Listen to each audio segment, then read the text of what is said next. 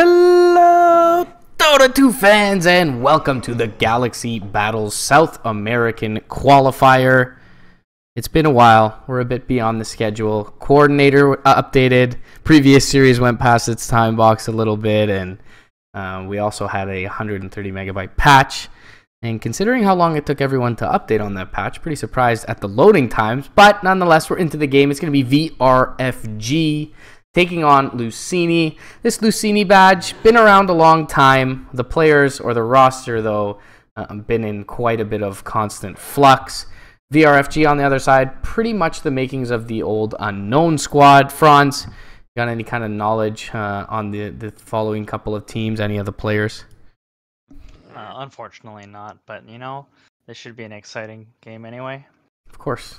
A couple of pretty much all strength hero bands from VRFG actually. So the Tiny, really hard hero to deal with, both in lane and in the late game. And then Brewmaster with the Drunken Haze is extremely annoying in lane. Luccini, they ban Broodmother, which is a little bit puzzling for a first ban. That could be like a targeted ban, but the Ogre and the Batrider bans sort of make sense to me. Yeah, definitely a little bit more kind of common. Speaking of which, Winter Wyvern going to open things up for VRFG, and that is something that has been, constantly considered in this first phase throughout the recent meta. A couple of heroes that you can kind of say similar things for going to be picked up by Luccini here with the AA puck. Yeah, the interesting thing about Wyvern this patch is defensive supports are always valuable, but the thing that makes Wyvern really strong is that in lane you actually have a lot of kill potential with that Arctic Bird.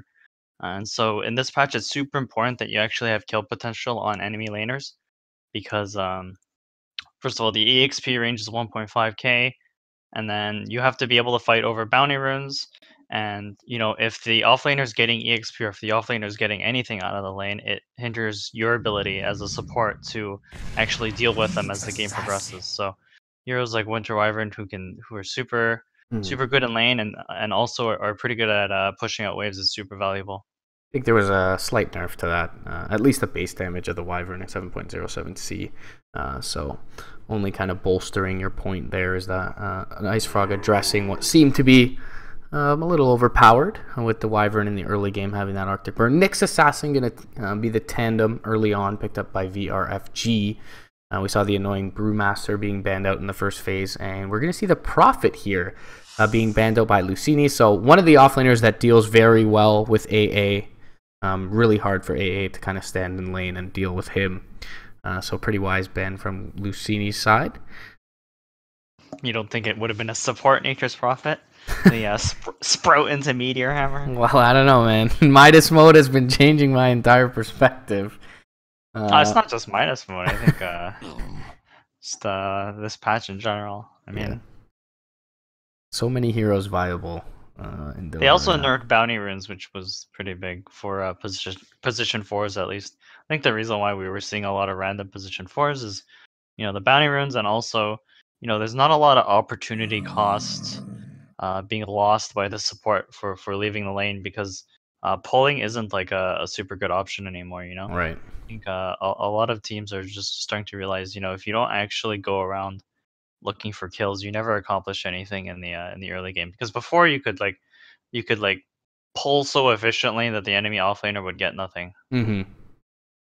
Much more difficult to do that now. Jungle creep's worth even less, and your denies in lane are more effective. So for all of those reasons, as you mentioned there, pulling just not quite as alluring an option in the early game for these supports.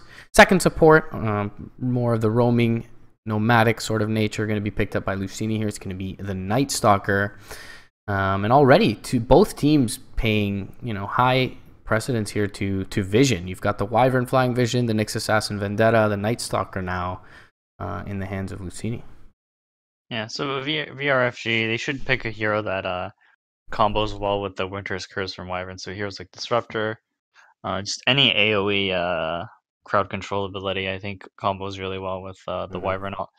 And I'm pretty sure they picked the Nyx in response to the Puck. Nyx is just a good hero against Puck, but also there's a bonus of having another intelligence hero on the enemy team.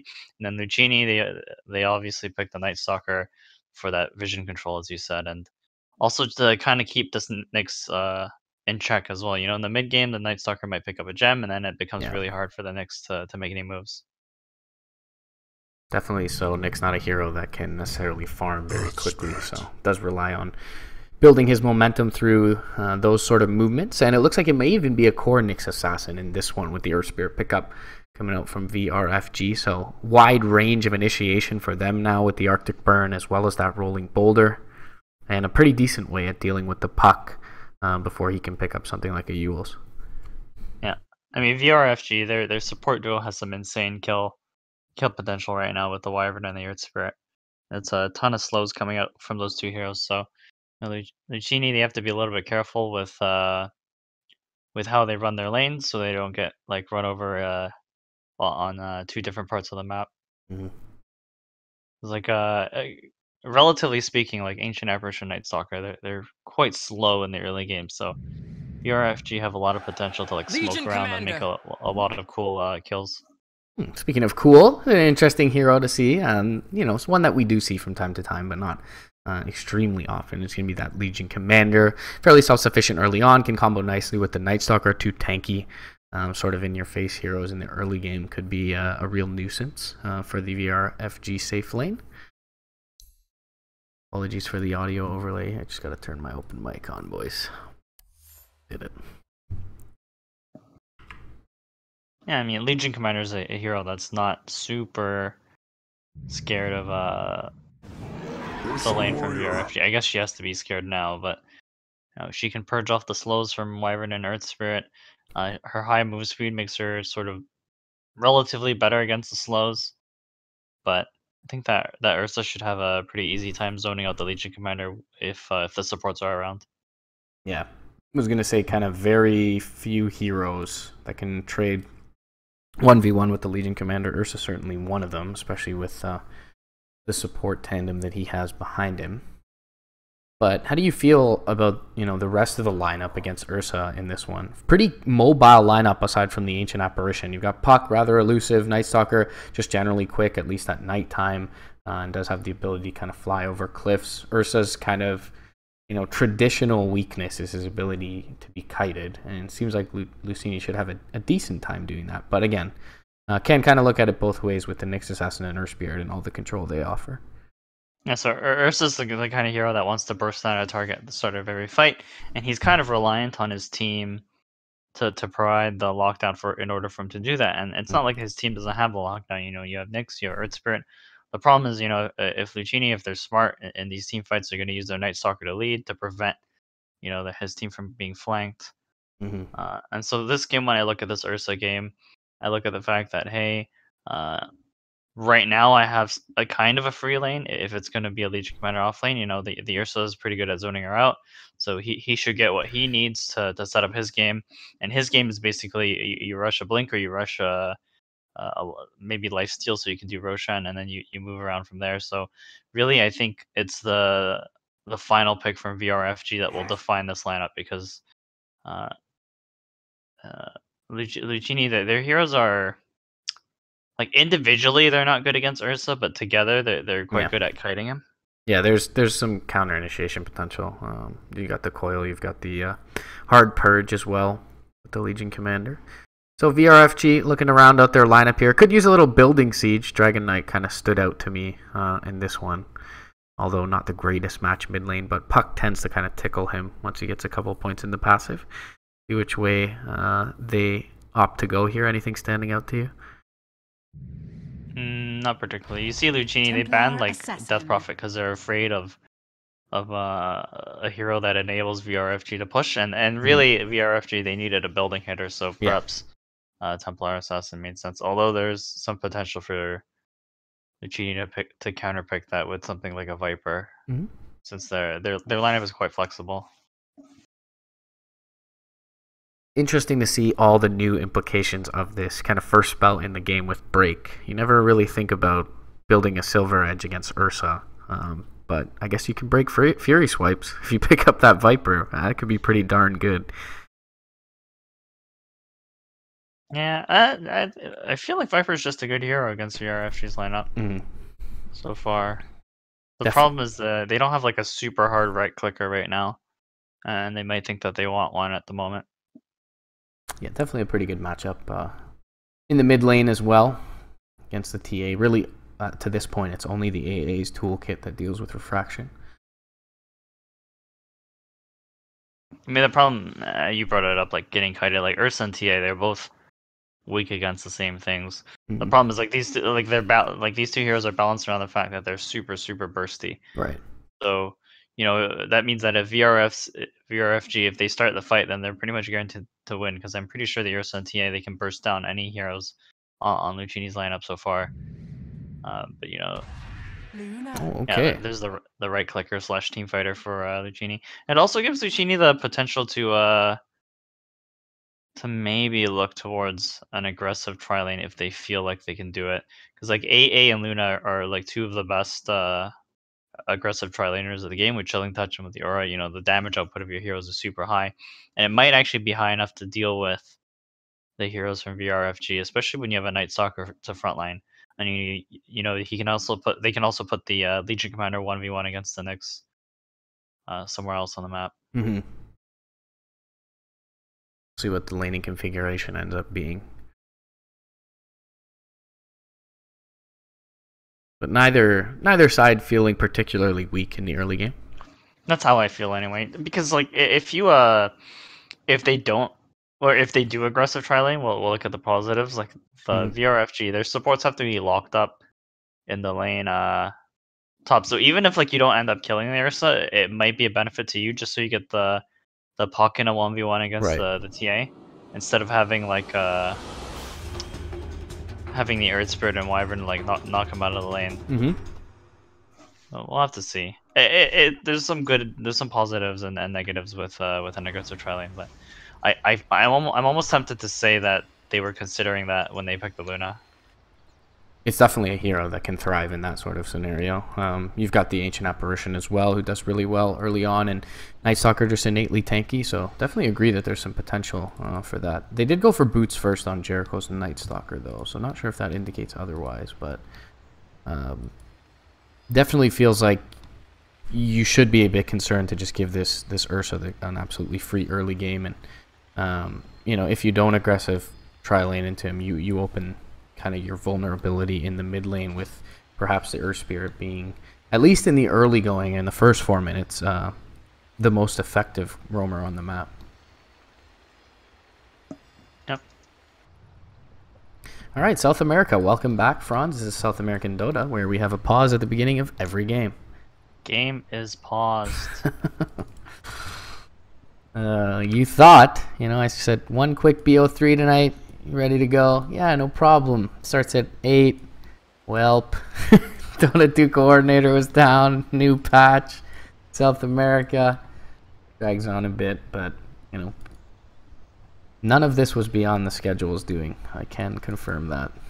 So, unfortunate circumstances. Are about 45 minutes past scheduled time here.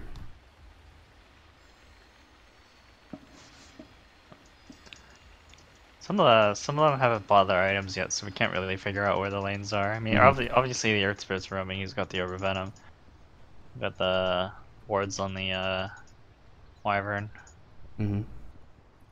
Actually, I imagine that VRFG are gonna try to be more aggressive at level 1, just because they have a lot more catch potential with their heroes. No more PMS for the Nyx in the offlane. Is this the build that you would go early on? Would you opt for the Windlace? Yeah, it's a little bit of extra move speed. I mean, obviously you need this Stout Shield because you're getting hit a lot. Right. I think the Windlace, either you get that or you get like a salve. Mm-hmm. Maybe even a mango, but yeah, basically anything that helps you disengage. Yeah, my only concern was kind of the lack of regen. I guess Nyx is one of the heroes who doesn't care all that much, as he's got one of the higher base regens, but just the one set of tangos on loadout for him.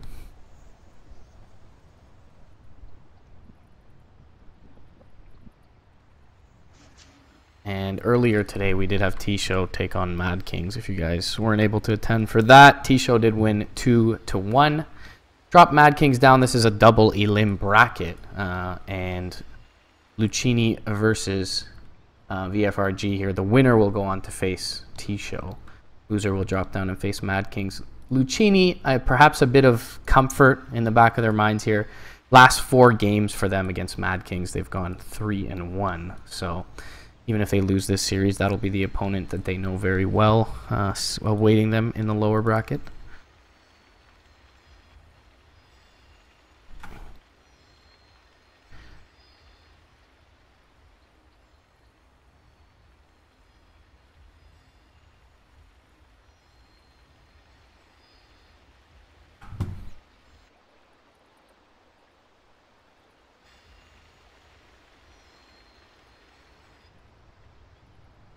whelp.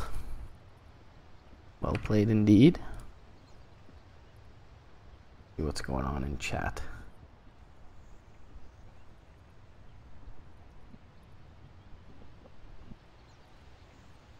Had someone earlier ask if Luccini was Italian because it sounded like spaghetti or linguine. Can confirm Luccini from Peru. Can confirm, guys. All right, he's back. That's all I had to do. Let's talk about the heritage of Team Luccini.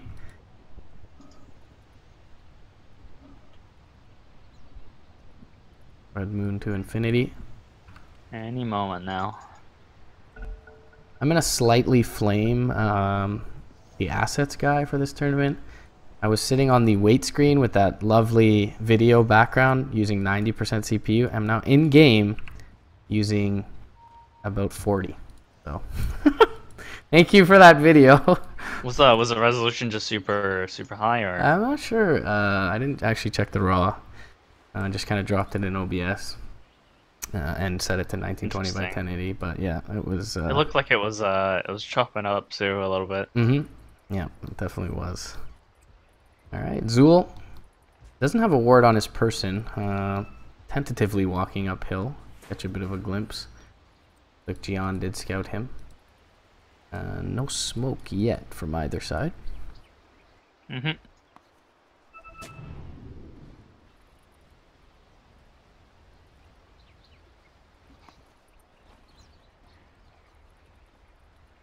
Both teams doing a little bit of dancing right now. Legion Commander's starting to head to the bottom lane, so perhaps she'll be the offlaner for this game. Still interested to see kind of all the different warding spots since the map changes. Doesn't feel like anyone's found your sort of old faithful yet. Is Jericho going to make his way up to the high ground? Did actually sell off the boots that he went for initially. Now rolling boulder to the north with the Nyx Assassin, looking for this ancient apparition here early on, but not willing to walk down the hill on the VRFG tandem. And Jericho actually, did sell the boots and go back for the Orb of Venom. For now, they will be in a defensive tri-lane posture. That maybe means he looks to get aggressive towards the mid lane.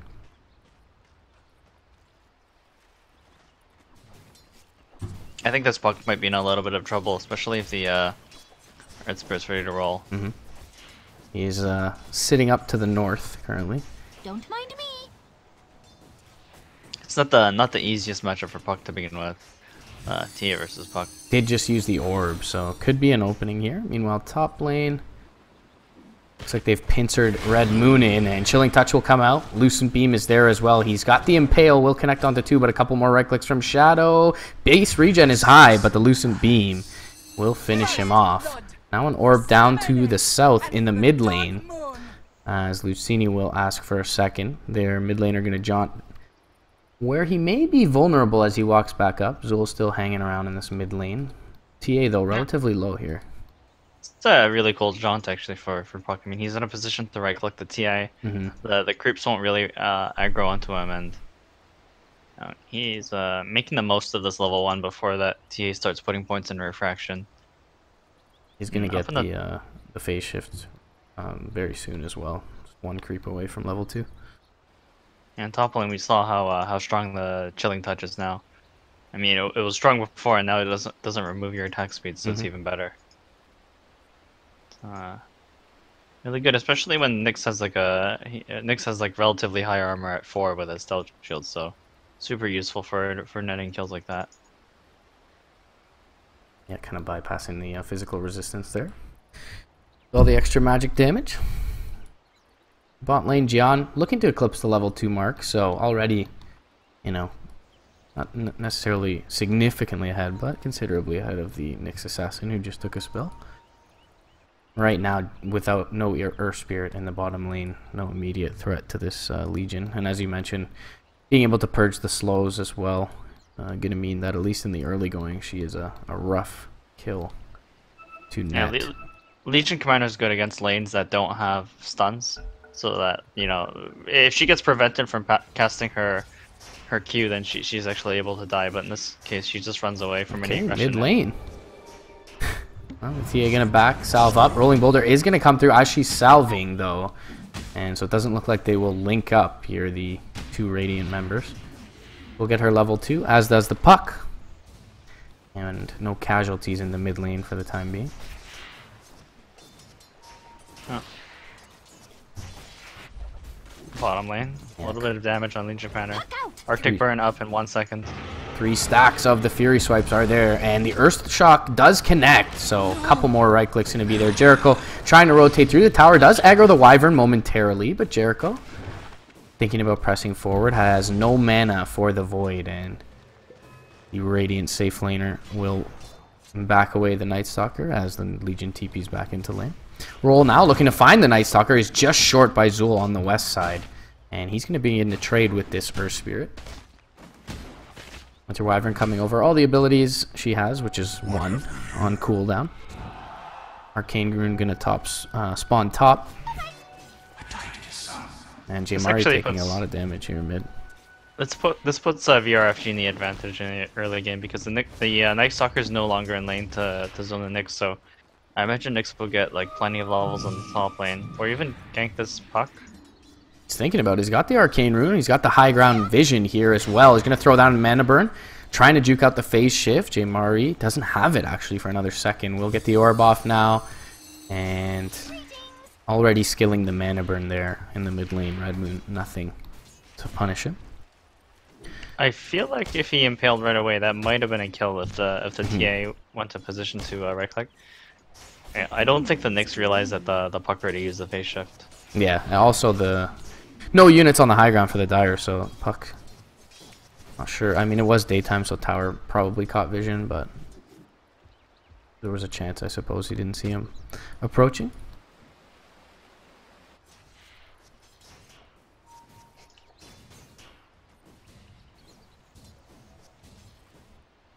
Jericho again trying to secure this mid lane. John for the Legion Commander has retreated momentarily at least to the jungle and now rotating through with the Night Stalker.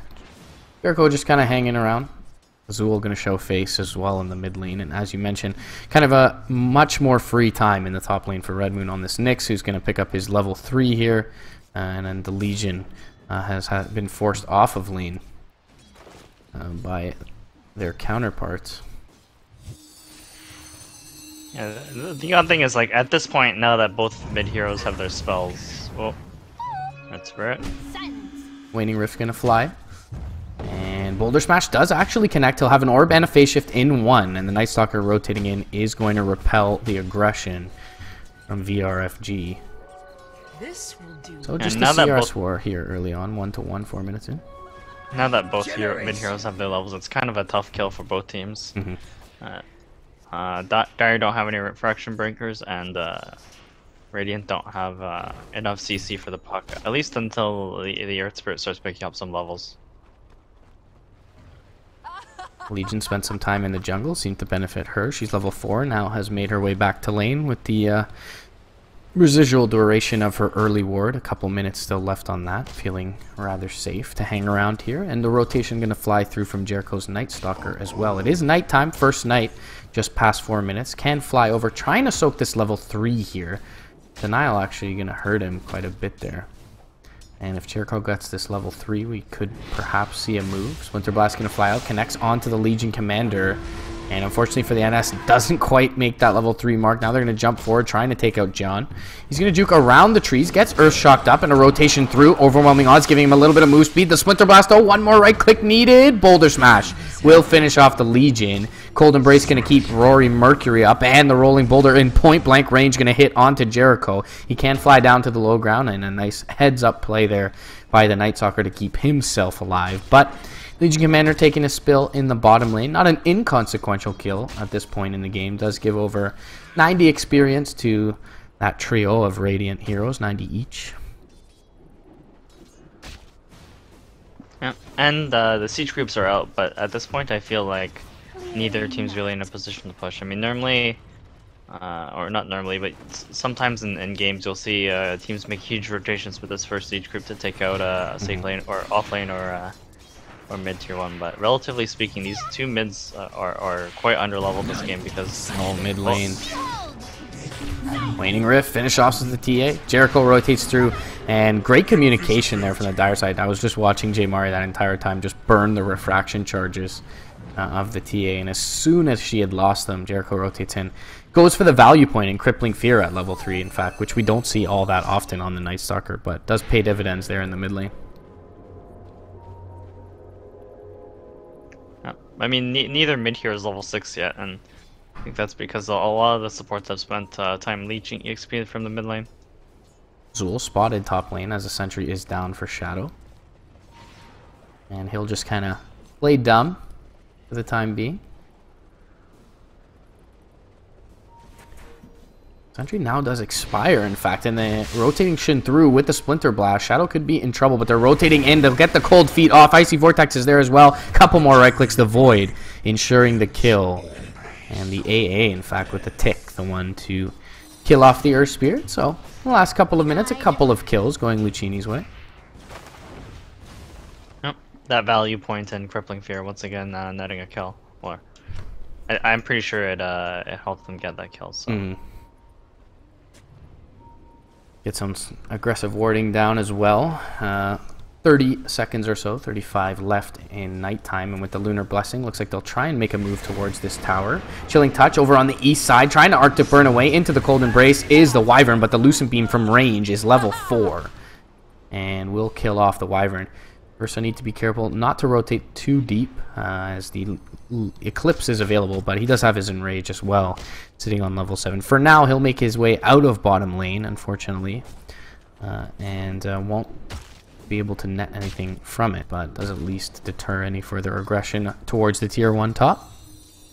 So that's a really bad TP, actually, because he can't... But I think he was hoping to get a kill there, but he's not going to get anything in the next minute, and now Legion Commander's probably going to TP bot and get a lot out of that lane. Legion Commander's already quite high level. I mean, level 6. Nyx is only level 5, so... Might actually... See, the Legion's going for a Soul Ring first, which means... indicates to me that, you know, she's going to be spending a lot of time farming and shoving out this lane. And really, it's hard for VRFG to split their resources in a way to stop that, because Ursa's the only hero that can kill Legion, so as long as Legion's aware of Ursa's position, she'll be fine, and you know, she probably knows that the TA is going to be farming for like at least the next 5 minutes. And TA the only one. I mean, I guess, yeah, Wyvern with Splinter Blast pretty decent too, but wave clear for the Legion Commander is quite frequently available. So, not too many heroes to answer that for VGFR's side. VRFG. I mean, I'm gonna mix these letters up over and over again. I just look at their the MS logo. Paint logo at the top left. Yes, the pixelated, somewhat colored. Could be a kill top, so Nyx is Vendetta up. I feel like Luna's been playing careful for the last minute though, so. Yeah, Red Moon gonna rotate around. It is daytime. So now would be the time for them to find a kill, if any. He'll find the Night Stalker here, and no sentry around just yet. But a couple of wards flying out. They all scanned the sentry is there. Yeah, Fire Scan did find him, and they will end up dropping the sentry. So it's the first Vendetta, at least, attempt gone thwarted here. And they'll TP in bottom lane.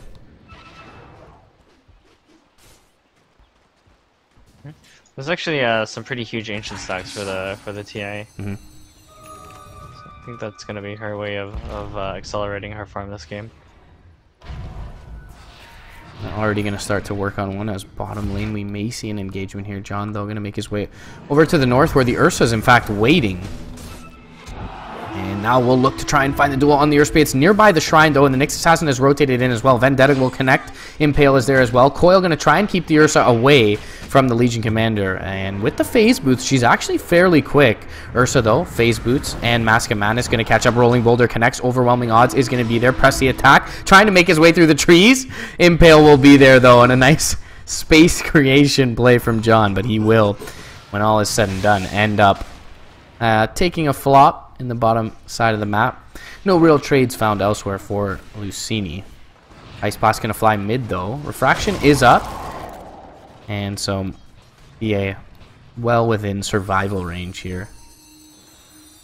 But does have to back out of the lane. I like what Dire's doing right now. So the Luna's got her Mask of Madness, so she's farming up the jungle wall. You know, the Night Stalker gets to farm the lane. Gets to get a couple more levels until the next nighttime. And I imagine that in about a minute, Luccini's going to try to make a move somewhere on the map because they kind of want to control this Roche area before Ursa decides to do it. And, you know, the easiest way to do that is to take the top and mid tier 1. So, mid. Oh, beautifully played by VRFG. Wow. Ice Blast will connect onto 2. Do they have anything to follow this up? Legion Commander over on the east. She has a duel available, and they'll turn it into 2 return kills for the puck. So 2 kind of, I mean, I suppose Nyx is core in this one, but 2 lesser value heroes going to team up to take out the puck in that mid lane. It was a really nice symphony of spells there by those 2 heroes, but... Puck actually orbs forward. They get the spike carapace on the Nyx, and then the roll through causes the phase shift, and then the kick forward finds the puck. So they do end up getting the kill, but both of them going down in return. And you got the value dual damage at bottom. Yes, bottom lane.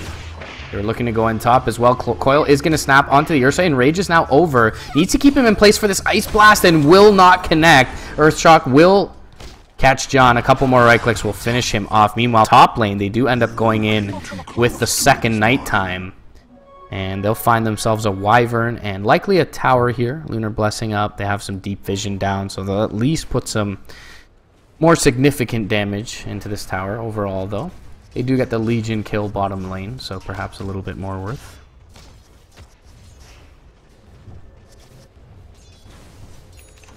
I think what Luccini's trying to do right now is put their puck in a position in the bottom lane to farm his blink, while the rest of the team try to cause mayhem and try to figure out where this Nyx is. Oh, Luna is going to get impaled. No right click though from the Vendetta, and will make it uphill. Should have an Eclipse in just a moment if they want to turn this, but TP's in from the Ancient Apparition will deter any further pursuit. And bot lane, as you mentioned, Jay Mari getting his farm on the puck. Has the Veil up already, and 900 gold on the way to the Blink Dagger. Cleans up a wave here, and will be joined by a couple of his comrades to begin putting punishment into this tier 1. Their tier 1 opposite the map is fully healthy at 100% HP. And so, although they may trade this, they are going to be able to do so a lot more quickly. and VRFG is also getting a lot more out of this. Yeah, the A is getting some stacks. The Luna's going to get some tower damage mid, and obviously she's also getting that bottom tower. Mm-hmm. I think this puck's the primary initiator for his team, so I think he'd much rather have his blink before his team looks to take some 5-on-5 fights. Especially when the enemy team has an X, you kind of need to be able to silence him at the start of the fight, or at least position yourself where you don't get screwed by the carapace. SNK, speaking of the Nyx, could be in a little bit of trouble here. They do have a sentry nearby though, and is going to catch a glimpse of that Earth Spirit. They get off the cold feet, and the point blank Ice Blast will force the Earth Spirit to the north and to his death. Nice reaction there from Shadow as he gets off his full complement of spells. Icy Vortex, Cold Feet, and the Blast. All in the face of that Earth Spirit almost instantly. Yeah, and Night Stalker wrapping around. And that's looking for more. It's going to be a Wyvern, definitely a killable hero here.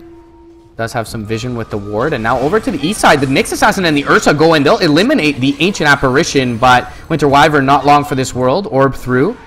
Right click into the Carapace will stop the puck for a moment, but only for a moment, as she'll finish off the Nyx Assassin moments later. Now QWERTY in trouble. They could duel him up if they want, and they will. Optimistic TP by the Ursa. He's going to get spotted out. And it's going to end up being a 3-for-1 in that mid lane for Luccini, and they'll clean up the Ancient stacks, feeling safe now with a few of those Radiant heroes off the map. Yeah, Ursa was like, no one will notice me here, but the tree was broken from the Earth Spirit roll earlier, so a bit unfortunate. I think if that tree wasn't broken, they might not have seen him, but casual dual damage. Yeah, second duel of the game. You mentioned the earlier one that they grabbed in mid lane. And perhaps more importantly, 1,700 gold in the pockets of this Legion, who did stop off for that early soul ring. So these last couple of minutes, like Luccini, they have some great ward vision, and also some great positioning. You know, like earlier, they were ready for that Nyx Earth Spirit gank next to the Luna's Ancients, and then you know, these wards in the mid lane were able to catch the Wyvern, and that Wyvern's jump forward. They get the meld and a few right clicks. You talked about the burst in the draft screen, and it shows here. Mid lane though, they are gonna get the Ice Blast of the huge, overwhelming odds connects onto the TA. They'll get the return kill. Winter's Curse will fly out, doing a lot of damage as the Legion to the Nicehawk are now flying through with the orb. Those stun connects onto 3 from Zool. Magnetize trying to finish off Jericho. He's going to get a Void off onto QWERTY. Now with the press the attack, duel is available for the Legion Commander, but a Boulder Smash again connects on multiple heroes from Zool. Jump forward though, Blink Waning Rift will finish off the Earth Spirit. Now the duel going to fly through, and they'll finish off the Wyvern. Nyx Assassin rotating through with the Carapace. Tried to catch the orb, but was unable to do so. Double kill going the way of the puck. And another dual win for the Legion. It's a little more costly, this trade, for Luccini, as they do lose their Luna here. But they get the TA and a couple of supports in return. Yeah. I think the most interesting thing about this game is that the Legion Commander is actually going to be in a position to really deal with this Ursa this game. I mean, normally, you know, you're quite afraid of dueling Ursa, but Legion Commander's been able to get a lot of farm. She's gonna pick up a Blade Mail at a pretty decent time, so. And there's only one level behind the Ursa at this point in the game. Assassin stalking top again. Normally in the draft, I thought, hey, Dire have to be a lot more afraid of. Oh, fuck. Yeah, he's almost out of mana entirely here. Press the attack will be there, though, from Gian. Not sure if they saw the blink. He did blink around that area, so should have been in the fog. But either way, puck gonna survive for now. Shrina.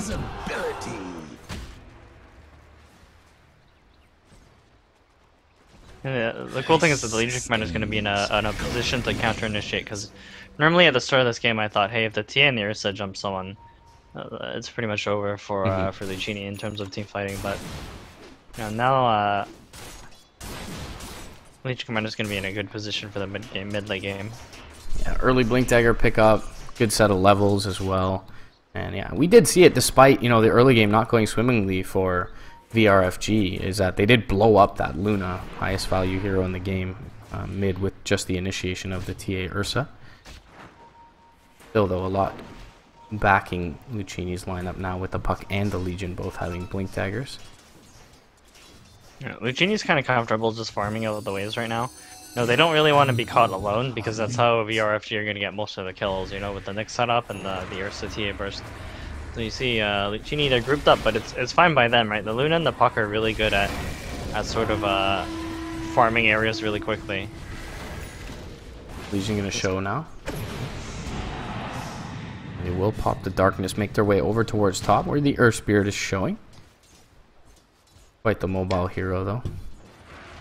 The other thing is VRFG, or sorry, Luccini, they don't want to give up control of this Roche area, because the Ursa is obviously going to take it in a hurry. So you'll see, like, Luccini's never placed more than like 2 heroes in the bottom half of the map. The Luna, at least the Luna's always been ready to fight in the event that VRFG tried to sneak a Roche. And exactly as you call it, she'll throw a couple of illusions from her Manta in towards the pit, and at least for now, gonna stop the Ursa from going and jump forward. Though the puck, he's gonna jaunt right into the hands of the waiting Nyx Assassin. Spams a sorry out. They do get the Earth Spirit in the top lane in the meantime, but for now, this is not gonna dissuade the Roshan attempt.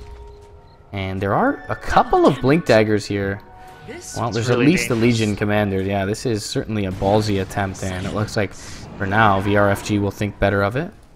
Down on the south side is Jericho. He's going to get scouted briefly by a Psionic Trap.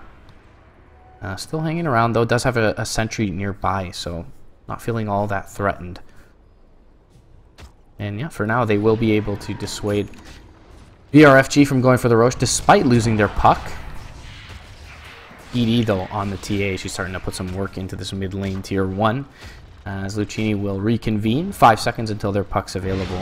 Now jump forward. Void and the Crippling Fear are going to jump off. And they're going to go for the duel here. It's a ballsy one. Ice Blast going to fly through, though. Connects onto 3. Lucent Beam will be there.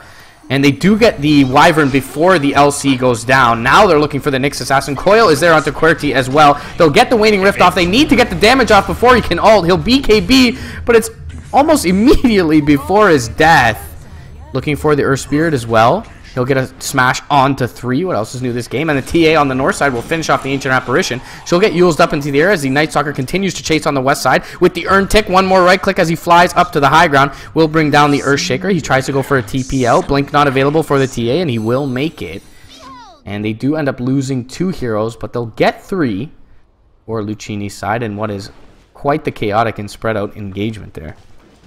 Yeah, unfortunately the Ursa just had the BKB delivered to him from the courier, but it was on cooldown because it went into his backpack first, so he didn't have it at the start of the fight. Whereas, I think if he didn't get hit by that initial round of spells, he might have actually been able to turn that fight for his team. Yeah, got extra concerned when I saw him get silenced before being able to ult, and was end up dropping here. Mid lane, Ice Blast will connect onto Destiny. Got the refraction up though. And Winter's Curse gonna fly out onto the Luna just to try and keep him alive. The glaives, though, is that even a thing? Where the glaives bouncing off the main hero to the enemy? That was crazy. Still, though, does this buy enough time for the Wyvern? Orb's gonna fly through. Jericho now looking for one. He finds the Crippling Fear onto the Nyx Assassin. Overwhelming odds come through. They'll even get the duel. Meanwhile, they do take out the Roche. Now QWERTY actually looking to fight. Gets a smash onto 2. Flying through is the Earth Spirit. Gets a 3-man Boulder Smash. 2-man Silence. And looking to pop off the Magnetize. They'll get the first kill. Earth Spirit will end up dropping for it. It's just a Night Stalker down. They'll burst down the Ursa. As BKB's aplenty being popped. Waning Rift is going to be there onto the Tia. Ice Blast flying through, and they'll kill her off. Ursa now with his second life looking to press forward, trying to get the AA, will get him down. Still, though, the Luna walking very fastly, as Lunas tend to do. Will get the Lucent Beam out. To have any further chase, it looks like over on the west side, still looking for another kill, is the Puck and the Legion. They'll get the Wyvern. And it'll essentially, if you include the Aegis, be a 5-for-2 for Luccini's side, as somewhat of a desperation play there from VRFG is going to fail rather miserably. Yeah, it was a really cool decision from Luccini to fight that anyway, right? Normally when you see the enemy team get Roche and you've already used like your duel, and you're like, hey, maybe we should get back, but they caught the TA and the Ursa in a really weird spot, and they managed to burst down both of them actually without the Ursa really getting any significant kills. I think in order for VRFG to win the fight now, they have to kind of burst down the Luna at the start of every fight. I think the Luna's just doing way too much damage right now. Yep. Took a look at the fight recap, and you're exactly correct there. The Luna, far and away the most damage on her team, 3,200 in that team fight. And so that makes it really tricky for VRFG, because like VRFG, they don't have like huge teamfight abilities. Like Winter's Curse is pretty good, but Luccini haven't really put themselves in a position to.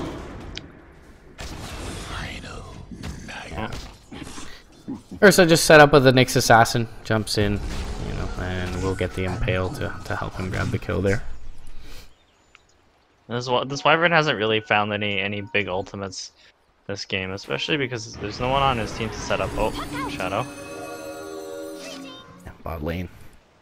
Puck will be able to make it out. Meanwhile, though, the Nyx Assassin has a Blink Dagger looking to chase forward onto the Ancient Apparition. They do have vision nearby, or did at least briefly. Sentry now going to be dropped on the high ground. Shadow playing around it, but still will be taken out to the Nyx Assassin.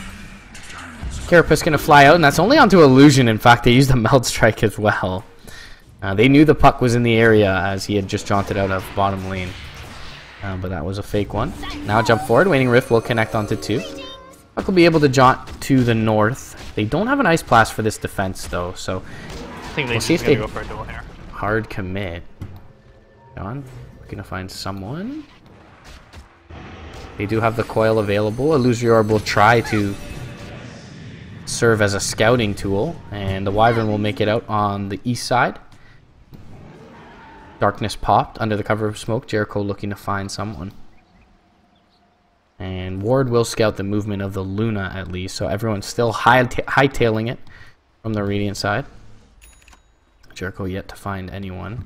Now will fly up, find the Earth Spirit, and gets the Void and the Crippling Fear off. Couple of right clicks coming through from the Luna, and she's doing so much damage. Cold Embrace will be there. Ice Blast going to fly through, and not even necessary. They will, though. Sideblade's going to connect onto 2. John taking a lot of damage. Eclipse flies out, but everyone's BKB'd up from the Radiant side. Only the Nyx Assassin eating beams here. And now the Luna in trouble. Things spread out a little bit here.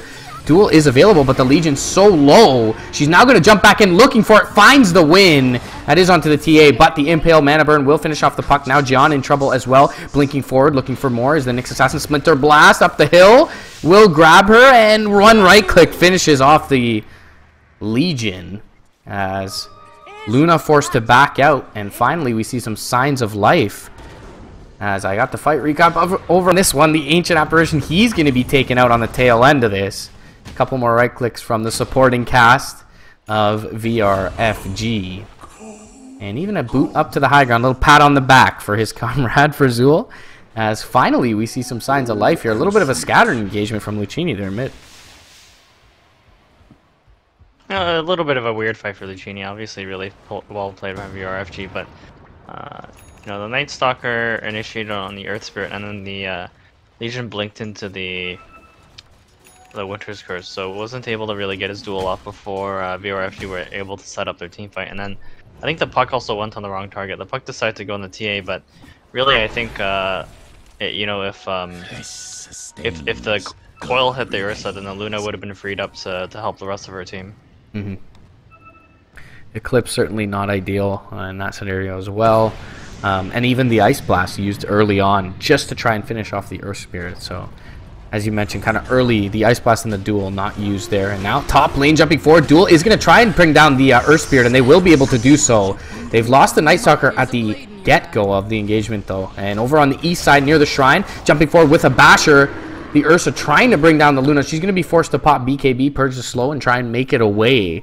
Has Manta in 5 seconds. BKB dwindling down here, but Luna, one of the quicker heroes in the game, is going to be able to retreat to safety. John under the cover of Shadowblade as well, able to make it away. And when all is said and done, it'll just be the 1-for-1 support trade. Yeah.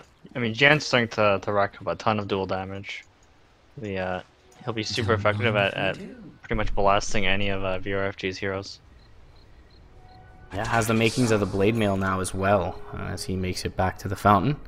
So it gets all the more dangerous as far as even solo kill potential goes. Bottom lane, Nyx Assassin going to blink out to the north, and Dire Vision is up near the Ancients, but does not catch the Radiant squad just yet. This puck's done a fantastic job of avoiding the carapace from the Nyx Assassin. You know, he's always phase shifting to make sure that the first tick of damage hits. Oh, Carapace going to fly out. Phase shift is there. Jumping forward, gets the Yules onto the Earth Spirit. Should be left for dead here as he's Waning Rifted up, and they'll jump forward for the dual damage. Winter's Curse is nice, though, but the taunt lasts just as long. They will end up dropping the Legion Commander, however, and now continuing to fight here. Querty going to pop his BKB, take out the Night Stalker. Carapace is going to connect off the Glaives onto the Luna. She's going to be forced to pop her BKB. Now they maybe look to turn here with the Ice Blast flying. Kills off the Ancient Apparition, or the Winter Wyvern, excuse me, and with the Orb, they get the Ursa as well. Luna triple kill for her side, proving far too tanky with that recent Talisman of Evasion picked up. Manta, Dragonlance, Treads, and doesn't end up going down to the Ursa. TA nowhere to be found in that fight, it seems. And even with the Legion going down off one of the better Winter's Curses we've seen in the game, they still take a good fight. Jump forward. Yules is going to find the Nyx Assassin. Could be in a lot of trouble here. Gets the Vendetta off, though. And that'll force the puck back out of base. that was feels bad. Winter's Curse. I mean, you got the plus 24 Lunar Blessing damage. And puck's not supposed to right click that hard. That Legion. Oh, hey. Yeah, he's going to be sacrificial lamb for his squad as they look to extract themselves from bottom. I think the Luna also accidentally walked into the Winter's Curse AoE. It's a sad Legion Commander from that fight. It's a pretty good fight from Luccini. I mean, the VRFG, their deficit has kind of stabilized in the last 10 minutes. I mean, they went from like 7k behind to about 3k behind. That being said, I think Luccini's team fight is a lot easier to execute. Definitely feel more comfortable. A little less Orion on Snowball. Winterskirt's going to fly out. No one caught but the initial target. And now jump forward with the Blade Mail. Easy Wyvern kill for the Legion Commander. She's going to take quite a bit of damage from the Ursa. Tries to get off the Shadow Blade, but does break the Invis as well. And now has the Purge, so should be able to make it out. Psionic Trap will connect. Legion blinking to the high ground. And rotating through Night Stalker as well as the Luna. Eclipse is available. Orb going to fly through from the west side. And overwhelming odds from the cliff. Gonna take out another somehow. Nobody died from Luccini in that fight? I asked that as a question. Yeah, it was really good. I mean, the only two heroes that were in danger were the Puck and the Legion, and the Legion got herself out of safety, made like a ton of space for his team. Oh my, this is the old Luna thing we are so accustomed to seeing. Once she gets to the buildings, press the attack on the Luna. Askematis was there and expired, and already these tier 4s going down. Void jumping forward with the Blade Mail. They get to duel off. No enrage for the Ursa. Cold Embrace will be there, and he's going to survive through this one. So a little bit of raw damage going the way of the Ursa, but SNK all the meanwhile working on the Ancient. And needs a couple of more right clicks. Jericho not going to be there in time. They're actually going to feed a lot of deaths in this mid lane. Jeremiah still working on it, jaunting away, trying to get the kill. He's stunned up. Boulder Smash there. Still has half his HP pool, though. And the Ancient Apparition right clicking away all the meanwhile. It was all space created. First duel loss for the Legion Commander results in a game win for Luccini in this game 1 as they take out former unknown. What the hell just happened, Franz? Sometimes you just lose one team fight outside your base, and the Luna kills your throne. So that is quite the decisive movement from Luccini's side there to go throne. And the ballsy one at that, but they're paid out as they'll take the 1-0 series lead here, guys. It is a double elim bracket. It is a best of 3, so 2 lives effectively. For VRFG. Even if they drop this next game, they will drop down to the lower bracket to face off against Mad Kings, trying to move on. Winner's going to go on to face T-Show, who won the series earlier. Hope you guys have enjoyed the cast thus far. MRP and Franz here on behalf of BTS for the Galaxy Battles SA qualifiers. We'll be back with Game 2 shortly.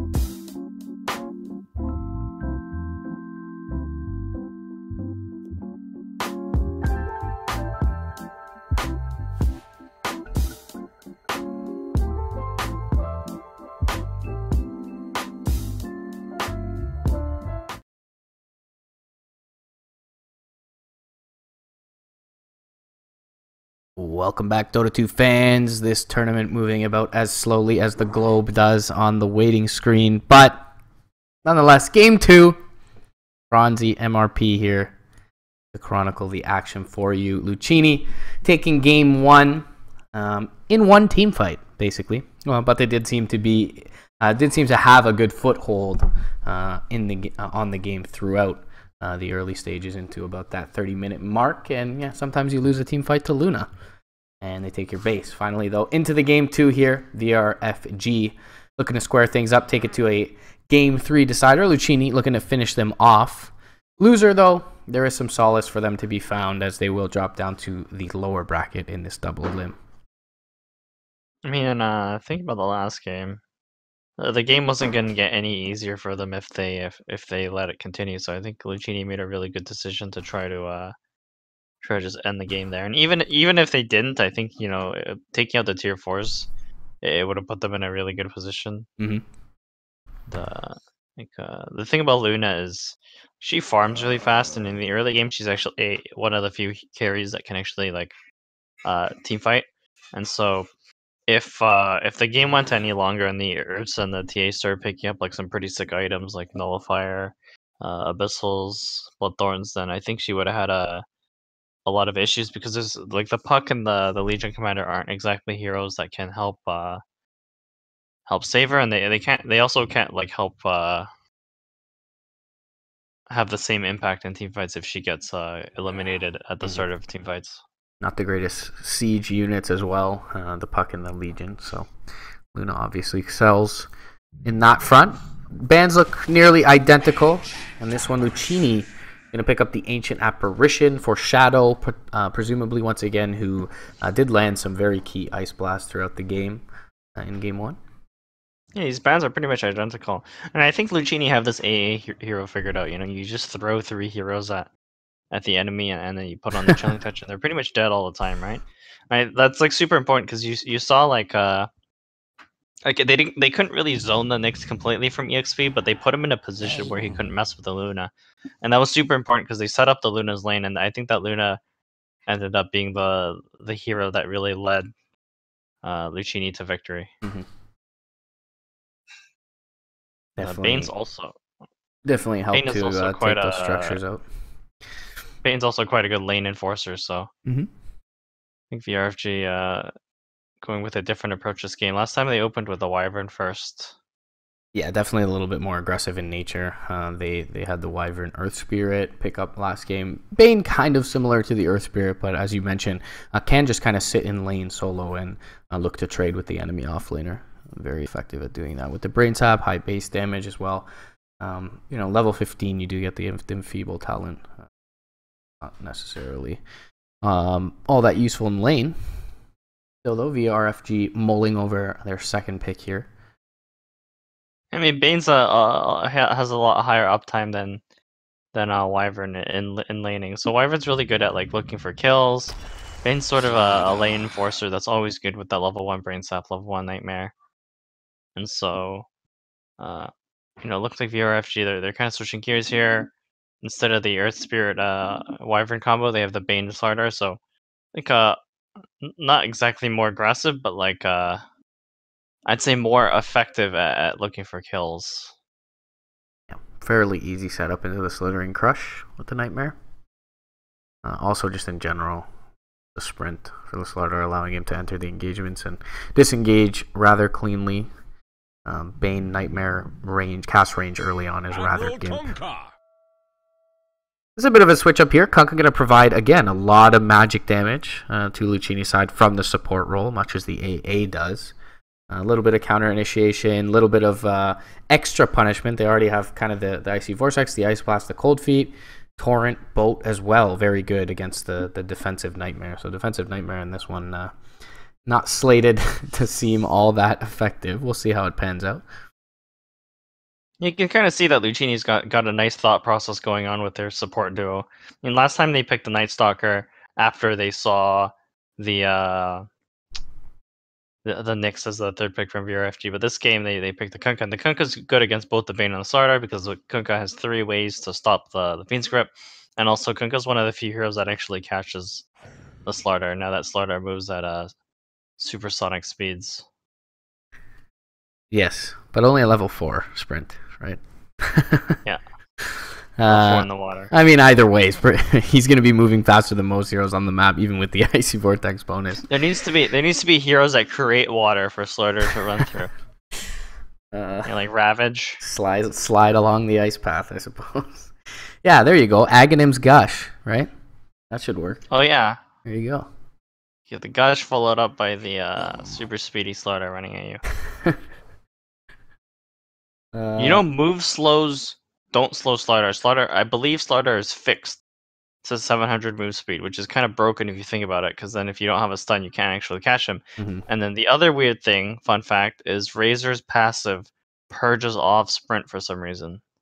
And I don't know if that's intended. Yeah, you'd figure Razor's already pretty good against Slardar. But hey, why not? VRFG, they banned Dusa. So Dusa's like a... I can't say she's like a cheesy hero, but like when it's a good Dusa game, it's a really good Dusa game. And neither of VRFG's supports right now are really well configured against Dusa. What you need against her is like... Mana Burn's an obvious one, but just stuff that prevents her from casting her ult, or stuff that prevents her from moving for long periods of time. And yes, Slardar Stun's good. Yes, Grip's good, but Grip's not exactly the most high percentage spell to get off against her. Mm-hmm.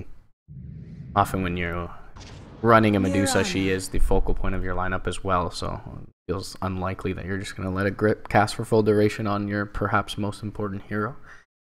Agree with you there as far as reliability goes. Mirana going to be the pickup for VRFG. We saw the kind of slight agility nerfs recently, but still can output a lot of physical damage, especially with the corrosive haze on her side. Also rather mobile, in addition to the Slardar and the Bane, who just generally is pretty quick as far as movement speed goes. Yep. Was it you or someone else I was casting with that kept being on the hype train of the Bane Mirana, Shadow Demon Mirana? Every time, I think it was Beacop, every time he saw a Bane or Shadow Demon, he's like, oh, they're going to pick Mirana. And obviously they do because it's a good combo, but... I'm not... actually, this is nothing to do with Beacop, but I actually used to call that combo the Dota for Dummies combo. Good old Bane Mirana. It's good. Certainly easy to land, rather easy to land. A lot of counter initiation though on the Luccini side. Sven pickup here comes out. Of course, Mirana Diffusal Blade, not nearly as good as at taking out Sven anymore. I mean, Diffusal Blade in general. Warcry, pretty damn good spell when it's almost impossible to purge. I mean, the opposite of the Bane Mirana has to be the Naga Shadow Fiend, the sleep into the ulti. The Naga has to like release the sleep at like the perfect time, because there's actually an animation for releasing the sleep. Yes, I've been my plans have been thwarted many a times by that animation. I wanted to talk to you about this actually prior to this cast, but I don't want to get too tangential here. But Naga just seems not to be a hero right now in Dota 2, which is nice. It's nice to get a break from her, but I haven't seen it work. I haven't seen She's it not be a carry effectual. anymore. She's too slow to be carry, right? You don't want your carry. When Naga was successful was during a patch when she could actually get away, draw the game out, yeah. And just like farming in lane, right? Like it was a time where offlaners were screwed no matter what. Bounty runes didn't exist, shrines didn't exist, and siege creeps didn't like box your tower to death. Mm-hmm. And now that all of these things are in place, bounty runes make the game a little bit make your supports have to run around a little bit more, so they can't just sit in lane and pull and end zone the offlaner. The shrines make it so teams are fighting all the time, and then the fact that you can use siege creeps as like an actual I guess way to kill towers in a hurry. Then right. If you were to pick a carry Naga, then you would just have all of your towers run over. But I do think she's still good as a support. I've seen a lot of different position 4s recently. I don't know. I haven't seen much of the Naga, but certainly does have the tools. Can kind of trade early on. Has the piercing spell immunity disable. 2 of them, in fact, I suppose. So it's very, very, very important for Luccini this game that they keep this tight ender in check.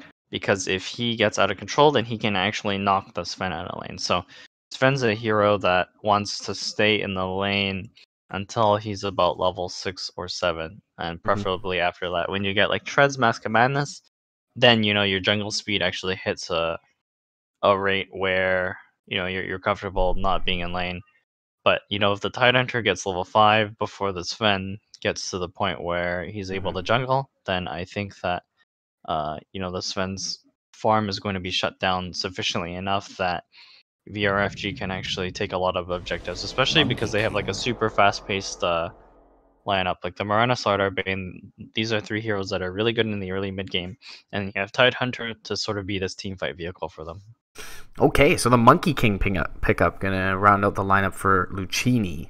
You talked about dealing with the Tidehunter, but to some extent, does this indicate to you that they're looking to run an aggressive tri-lane here? I think the important part is it gives them the option, and it also gives them an offlaner that provides a little bit of extra stun, a little bit of extra. I don't want to call it initiation, but like another option to get the team fight started. Very long range disable, if you want to call it initiation, but another thing that can potentially cancel the grip, in that boundless strike from very far away. If they end up putting him one-on-one against Tide, sure, Tide will farm, but Monkey King should do just fine in that lane as well. So yeah, I guess you kind of touched upon it. It's versatility that it offers them. And if there was any hero to go aggressive tri-lane against, I don't know. I'm just spitballing here, but VRFG gonna round their lineup out with the QWERTY Slark. That can't be good. Luccini's got like one of the best, not one of the best, but like quite a strong tri-lane. You got the Stormhammer into Torrent into Chilling Touch, like 3 heroes auto-attacking, and then VRFG, they have to be really careful with the Slardar positioning, because the Slardar is the only one that really prevents Luccini's aggression. So I wouldn't be surprised if they go for an aggro try. At the same time, when you aggro try with the Sven, it can feel really bad, because Sven's sort of like a hero that has really important timing. Like you wouldn't typically aggro an anti-mage. It just feels off. Like it always feels like you're not getting as much farm as you should be, because you're trying to actively fight the enemy team. But it's quite a good option for them, especially because Slark's also a timing hero. It's really up to Luccini. I think even if they don't, then the Monkey King's going to get plenty out of his lane. And the Sven Kunkka Ancient Apparition are actually more than capable of killing this Tidehunter. You think the Monkey King is fairly resilient to the tri-lane of VRFG? He just jumps in the trees, and VRFG can't really. They can deny. Excellent point, Franz. Excellent point. You know what is actually busted that I figured out? Pangolier, his Swashbuckle, you can actually go into trees with it. Like you can, and it doesn't break the trees. Break the trees, right? Fair point. So if people are chasing you as an offlaner, you just jump into the trees. Broken hero. Yeah, if he wasn't already. People say that though, and people are like, "See, I told you he was broken from the beginning." But the 7.07 buffs to Pangolier were fairly significant. But they were. Admittedly, he has looked fairly strong since then. I bet that someone at Valve looked at the win rate, and the win rate was like atrocious. It was like 36%, which is like pretty rock bottom. But he's not an easy hero to play, especially when like people were telling people to buy like arcane boots on him, which I will tell you is incorrect. Staunchly so. Runs against the arcane boots, Pangolier. Oh, don't apologize. We're learning things each time I cast with you. Smoke movement from VRFG doesn't seem like it'll bear fruit, at least initially, as Luccini essentially mirroring the movement, but not under the cover of smoke. And they'll get an interesting ward here in the mid lane. Perhaps allow them to facilitate some roam from the Kunkka. It looks like they're aggro try, right? I don't know if you mentioned that. I like zoned out for a second, but also you notice mids have to like block they have to be present to block their lane, because yes, you the can't TP change. to the You can't do that lane anymore. I just talked about that with you. It was probably maybe a week ago how much I enjoyed the fact that they can make these kind of early pressures for first bloods and stealing bounty runes, and then still be able to TP back and block the wave. But Ice Frog said no more fun. Get that away. Still though, supports can kind of help out on that front. Actually, SNK on the Sven taking towards the mid lane here early on.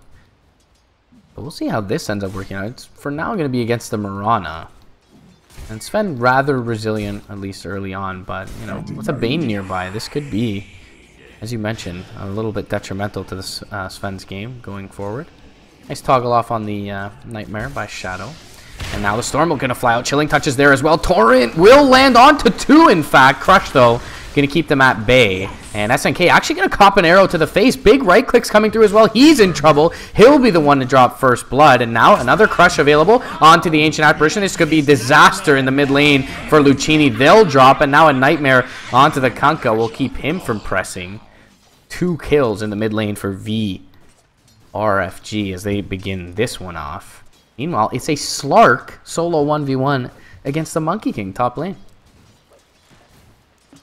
Yeah, it was a really nice counterplay from VRFG. I mean, the starter stun's so important for them because there's nothing stopping for Luccini from doing the Stormbolt Torrent. So it's really important that the starter got his stun off there. So, oh, top lane. Yeah, QWERTY taking a couple Jingu Mastery stacks. Torrent just going to be stop casted by Jericho.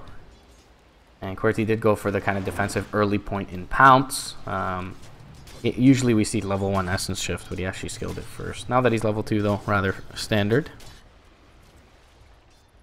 So it's hard to say what Luccini should do with their lanes right now because they're kind of already committed. They've already committed a few of their TPs for this Sven and the AA, I think, to get back to lane. Nightmare into the Bounty Rune steal for Rory. Cheeky little play from the Bane. Slardar rotating up to top lane will get his level 2 here. And yeah, looking a little bit kerfuffled is the Luccini side as far as the lanes go, as you mentioned. So far though, Dire Side's still doing well CS wise. Here's the odd thing: it's hard to make these kind of. You know, this Sven's not gonna have a good time. It's gonna get constantly right clicked. Top lane, they do have an X available. Oh, Jericho in the cast point for it, and Rory does have the Nightmare. Will drop it on himself still though. Actually, he throws it out onto the Monkey King as he gets torrented back, and now with the Jingu Mastery stacks, Boundless Strike available, a couple more right clicks needed. Yeah, the 1 is not enough. Bane does not end up dropping. QWERTY trying to steal away some stats from the Monkey King. Gets a couple of right clicks off and will back him out for now. Bane gonna survive in that mid lane. Or top lane, excuse me. Now mid lane, Shadow gets crushed up. A little bit of trading from Zool, and Sven nowhere nearby. With the sprint and the crush is going to be a kill going the way of the Slardar more than likely. Arrow flies out, will not connect. Shadow juking. Oh, the right click though from the Mirana will finish him off. Still 1 leap available for Destiny, and he'll make it out towards the mid lane. SNK spend some time away from the creeps. Does not net himself a kill. Jericho rotating through, but it's daytime, so they're well aware of this. And again, mid lane troubles for Luccini's side. Oh, they will fire out and get the X off. This is going to be a dead Mirana, and even before she's pulled back, will be brought down. I wonder if you buy out if the X is still on you. Just an odd question. We'll never know. Oh, we'll test it in a lobby, I'm sure. I think Luccini's fine with their lanes now, actually. So this one's getting plenty of farm mid. He's got 19 CS, so he's actually ahead of the Mirana, which is actually that surprising because with the Quelling Blade, you do a lot more damage than the Mirana. And then top lane, like this Monkey King's having a field day on these 2 heroes, I think. Jericho TPing out bottom, and he'll make it away. As mid lane, they throw out the bolt again. There is 1 leap available. She may want to use it so as not to proc the cold feed here, but is quick enough. Yes. Oh, now mid lane, they will hit the crush, and SNK will just watch his Ancient Apparition die. Has the bottle up on the Sven, but didn't quite have the mana for the Stormbolt to counter there. Here's the important timing for Luccini, right? They're Nice try. The Monkey King and the Pucker are doing pretty well, but so is the Titan turn away. So at some point, Luccini has to kind of make space for the Sven, because the Sven has to rotate to a different lane. Like Sven's not gonna jungle at this point. Sven has to like find a lane where he can actually hit farm lane creeps unobstructed. Jericho top lane. And Zool trading a little bit. Thinks about the X, but probably doesn't have the kill potential, even if he lands this torrent. To me, I can't think of a way Luccini can... Oh, Jericho whiffs on the torrent. Yeah, Crush is going to connect. Jumping down, though, with the Primal Spring. Nightmare going to fly out. Jericho may want to take this off his Monkey King. He's actually just going to leave him there for the time being.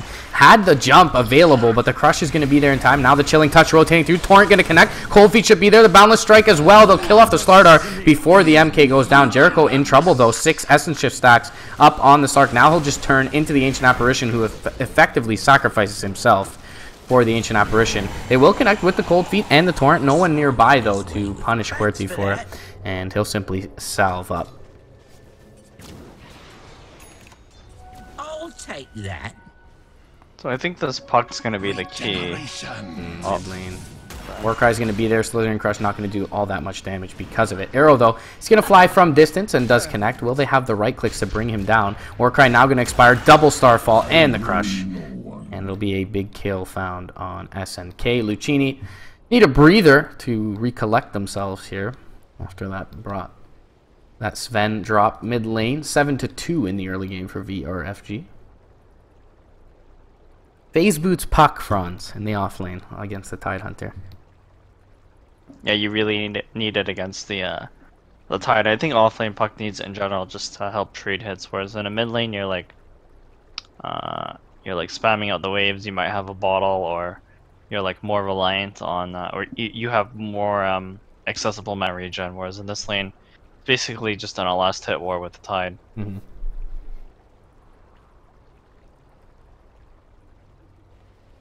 This puck is pretty much the key for Luccini. So what I was thinking is like, you know, the Luccini don't actually fight into the Tidehunter until they have BKBs. It's actually quite difficult for them. They also don't have any spells that prevent Tidehunter from casting Ravage, so like no Doom, no Static Storm. Mm-hmm. And so I think their game plan is to dodge the Doom, but force VRFG to move around the map.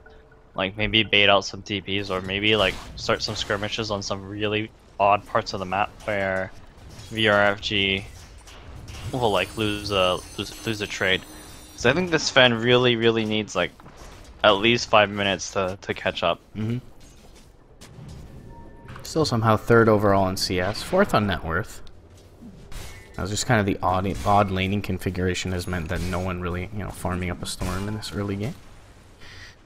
But as you mentioned, generally you see a Sven, 11, 12 minute mark, very high, if not highest on the net worth. His ability to farm.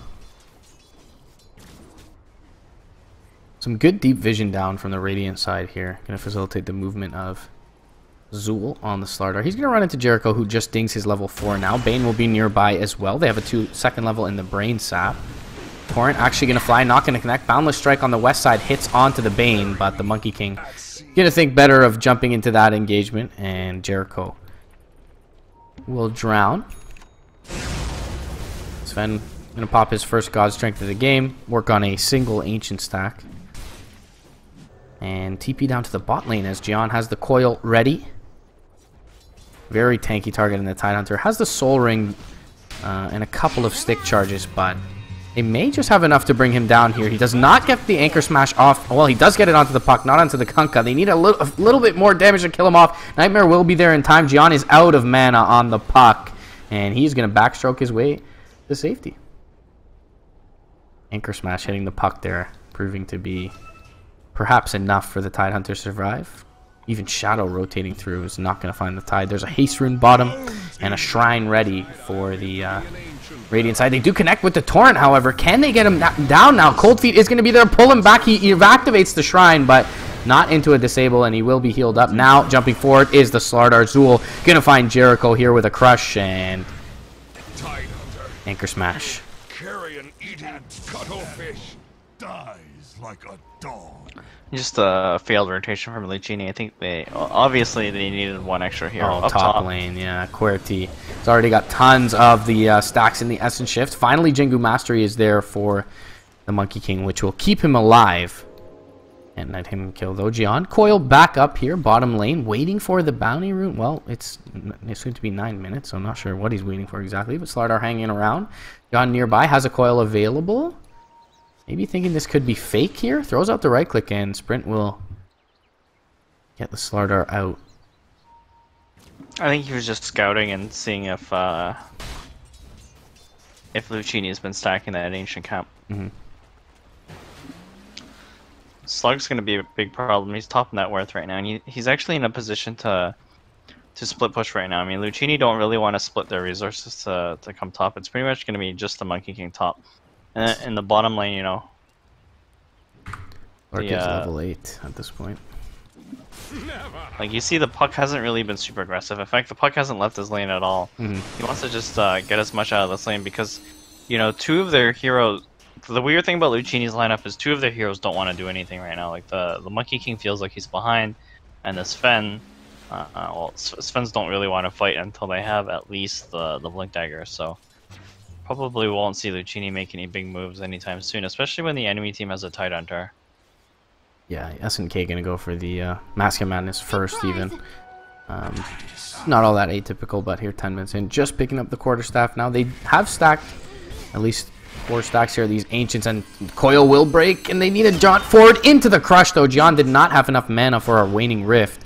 He's going to get Nightmared up, in fact. 3 seconds until the next Crush is available, and Ravage even going to be used to secure this puck kill, and well worth it, considering how well Gian is doing.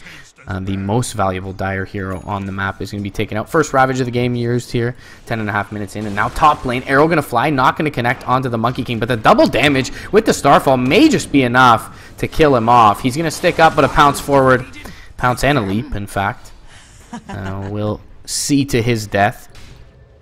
And early game is just coming up all VRFG as bottom lane, even Rory scouting here, trying to at least block up the stack. Will Nightmare one of the creeps. He's going to get X for it, however. Torrent will fly. Jericho taking a lot of damage from the creeps. He may just die to a Brain Sap here, but no, they'll take out the Bane beforehand. Now rotating in is the Tide. There's no Ravage available, though, and Luccini are well aware of that, as they'll turn towards the Tide, and he will backstroke his way up the stair. Torrent to fly. Connects on the Tide Hunter. Now Gian going to blink forward. Gets the Waning Rift off. They have the Coil and the Orb as well. X is going to be there. Jericho. 3 seconds until he has a Toyline available. And now they get the Cold Feet off. Coil will be there. And it will proc. They should have the Orb as well. Torrent. Nicely executed kill on the Tide Hunter. Took them a while, but they do end up finally bringing him down. And Jericho will be the one to walk away with the bounty. It was a really nice kill for them. I have to say, like, the last two failed kill attempts on the Tide actually hurt Luccini a lot. Because I think, you know, those were like the only opportunities Luccini had to get stuffed on the map, because the Moran and the Slark are like infinitely more difficult to kill, especially because Luccini don't have ultimates on their supports yet. Invisibility. Working on the Mask of Madness, relatively close is the Sven, but he's playing rather scared in this mid lane, as he should. As he walks up the hill, going to be right into a Nightmare. Arrow should come from the south side, and it does. Crush is going to be there. Secures the arrow, connecting, and it should be a dead Sven. Rotations are coming in from the north and the east. Stormbolt will actually connect onto 2, and they will be able to get the Warcraft, but the Crush connects on 2. Torrent does as well, though, and now they're rotating in. Bolt gonna fly. They'll get both kills as the Coil snaps. Slardar in trouble now as well. He's gonna drop down some vision to try and keep himself alive. Orb gonna be there. It will connect. Couple more right clicks. The jaunt forward, and nice kill from Gian as double kill goes the way of the puck. The Sven finally dropping in that mid lane, but it costs 3 heroes for VRFG side. Slark, meanwhile, does get a bit of damage done on the tier 1 top lane. But Luccini going to kind of drag the kill score at least back in their favor. Only a 1k lead now for the Radiant squad. Jump forward, bot lane. They'll get the X off onto the Tide. Cold Feet is going to be there as well. Torrent and a fly forward. Kraken Shell will purge it all off, though. Nightmare is there for the Kunkka. He's in trouble and gonna get crushed up, and it looks like they will just sacrifice him for the time being. Well, jump forward. Waning Rift hits 3, but the puck right into the arrow. Ice Blast will fly through and connects on a few, but they have no more follow-up for this fight. Jericho first forced to turn in horror as he watches his teammates fall. He was corrosive hazed up, so they should have seen him X himself before TPing the base. He'll return to this bottom lane once again, trying to stifle this push coming out from the Radiant side, but a disastrous blink forward there for the puck right into the arrow from Destiny. The weird thing for Luccini is like 2 of their heroes don't want to fight right now. X is going to go out onto Red Moon. Torrent will follow. Moonlight Shadow is there as well. Ice Blast flying through. He's not going to be able to dodge the Ice Blast, but it does seem like the bolt may have not hit him. Now Jian jumping forward. He's going to jaunt back to safety. Moonlight Shadow. Sentry is only to the north there, and the grip is going to find the Kunkka. Boundless Strike connects through 2 and does cancel the Bane grip. Tidehunter proving far too tanky, though. AA in trouble, going to stick up, but still ends up going down. Coil onto 3. Now the Primal string forward, and the Sven has finally joined the fray. Stormbolt will connect onto 2 with the cleave. They take out 1. Want more, though. And the leap away from the Mirana, keeping her safe. Now the Slark going to join the fray. SNK needs to think about this one. Trying to dodge away from the pounce, but he can't do it. Boundless Strike connects onto the Slardar. Up into the trees goes the Monkey King. He will be able to get the Slardar, but his Sven drops in the meantime, and now he's in trouble as well. Pounce finishes him off. And a killing spree for Querty as he finally joins the fray. And overall, Luccini losing a lot in that bottom lane. John, the only one to survive. Arrow going to fly out towards the rune. Puck, though, still surviving here. Jericho up on the high ground. Luccini do end up losing their tower as well off the back of all of that. And Ravage up in 40 seconds. So, like you said, kind of reluctant to fight at this point, but they finally do bring all their units, and still, it was rather difficult in the bottom lane. Mid lane, Ice Blast will connect, and John going to finish it up with his complement of spells. The Bane will end up dropping here. Jericho hanging around mid lane. Needs to be a little bit careful here as he's going to get gushed up. Arrow going to fly. Does not connect onto the MK. And now maybe this is exactly the opportunity they need to go in. They'll jump, finish off the Mirana. And with those 2 key spells missing, still though, hanging around. Ravage available in 7 seconds. Wukong's command has been deployed here. And Red Moon feeling more than tanky enough in the mid lane. Jingu Mastery is there. A couple of right clicks coming through, but the Anchor Smash, Amari not doing all that much on the Monkey King because of it. Tidehunter still hanging around. MK finishes off the wave with his Boundless Strike. John bottom lane. And the big thing is like Luccini's lineup, or sorry, VRFG's lineup is way better configured for these early game engagements than Luccini. I think Luccini's timing is definitely that blink on Sven and probably a blink BKB. And the other odd thing is VRFG, the Slark opened with a goddamn Battle Fury. more than warranted is the GD bomb in that one. So he's going to continue to scale, not even selling out on the kind of typical Slark build. Cold Feet goes out mid lane. X back into the Torrent and the Primal Spling. Kraken Shell going to purge that off. Boat coming through, not going to connect onto the Tidehunter. And the rest of his unit up on top of the hill as they took out SNK in the meantime on the Sven. And now Shadow seems to be pincered in. Jump forward, though. Coil will find the Bane and orbing through. He gets the Nightmare off. Ravage will be there. Can they kill off the Bane? No, they'll get the Monkey King instead. Brain Sap will keep him alive. Jian in trouble. And with the Waning Rift, he'll only delay his death. 3 heroes, all 3 cores, in fact, from Luccini going down. They're going to lose their mid lane tier 1 and perhaps some of the health of that tier 2 as well. As VRGF feeling very confident at this juncture in the game. You just call it VRGF? Ah, whatever they are. God damn it. Oh, that's a huge ancient stack for the start Battle saying Fury the Radiant side. Look at that Battle Fury in action. Yeah, that's we can just pack it in here for Luccini's side. I mean, that is a massive blow to their potential recovery plan, especially for the Sven, who, you know, currently sitting overall 6th on the net worth chart.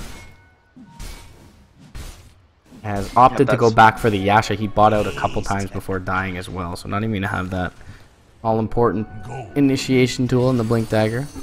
Opted to go back for the Yasha. We had them try to kill this Tide. This Tide can't die. We'll connect with the boat. Torrent will not hit and does not even tickle. No damage. Pipe expended though. Pipe secured. I mean, the alternative is like that very, very first gank. Oh, up top. He King in trouble, and Slardar nearby. Not even necessary though. Is Querty gonna finish him off? Battle Fury Slark, guys, build it in your pubs. What do you know? Don't build it. Here's the alternative. So the Tidehunter, if he died on that very first gank that Luccini went on with the puck and Kunkka, then he wouldn't have gotten his hood. Then on the second potential gank, he would have died again. Then Luccini actually would have had that bottom tier 1, which would have allowed the puck to continue pressuring the map, which would have opened up some space for the Sven. But instead it's VRFG that have been constantly in control of this game. Top lane Slark is going to get X'd up. Sentry will be there, and Stormbolt going to fly out. Torrent may actually even just connect on 2 because of it, or they'll just get the Slardar here. God Strength going to pop, and Querty going to back out. Moonlight Shadow going to be deployed. So they do use the boat. They'll get the Slark, not the largest cooldown. But certainly, or get the Slardar, excuse me. Certainly wanted the Slark. And that one, Jericho. He's going to get scouted out as he drops the X and throws the Torrent out, and it won't actually land. Jericho now in trouble. Pounced up, tethered up, and a couple more right clicks with the medallion. He's actually making it away, forces the leap out from the Mirana. Ice Blast from the east is going to connect onto the Slark, who's going to make his way out. And meanwhile, down south, the puck gripped up and torn down. And 24-13 VRFG are rolling in it. God's Strength expended as well. Really no reason for them to not to continue to press. Tide going to cut the wave up, and Destiny and Rory going to get to work on this tower. Yeah, imagine VRFG, they're going to take this top tier 2, they're going to take the mid tier 2, and then posture themselves in the Roche area and try to end the game off of the first Aegis. Gush mid lane, and the Anchor Smash going to catch SNK. Medallion was there from the Tide as well, and now they'll try and throw all their spells at him in order not to kill him. He'll get the Anchor Smash off. Boundless Strike will be there. Ice Blast is there as well. Crush connects onto 3. Arrow going to fly through and smokes the Monkey King. Now Tide actually in trouble, though, and he will end up shattering. So, persistence. Well, I mean, speaking of which, the Slark going to chase down the Sven on the back end of that engagement. They finally kill off the Tide, but their moment of glory is extremely short-lived. Took 5 heroes, 2 ultimates, and they still lose the Sven. Also, the Sven finishes Yasha, so there you go. And is going for the Sanj as well. So all of the dying he's been doing has forced him to go for the kind of easier build-up than the straight-up 2K Blink Dagger. Ice Blast will connect onto Querty bottom lane. At this point, a level 1 Ice Blast, so really not the scariest proposition. VRFG are pretty much on track to win as long as they don't lose any immediate fights, whereas I think Luccini, they have to continue going for these pick offs. Well, we'll connect onto Querty, but yeah, Jericho, he's not long for this world. The Ancient Apparition, they're just kind of leaving him as they take out the Kunkka, leaving him to watch, and they'll take out the second tier 2 in about as many minutes. Mid lane, the last tier 2 still standing, but map control is entirely in the favor of the Radiant squad.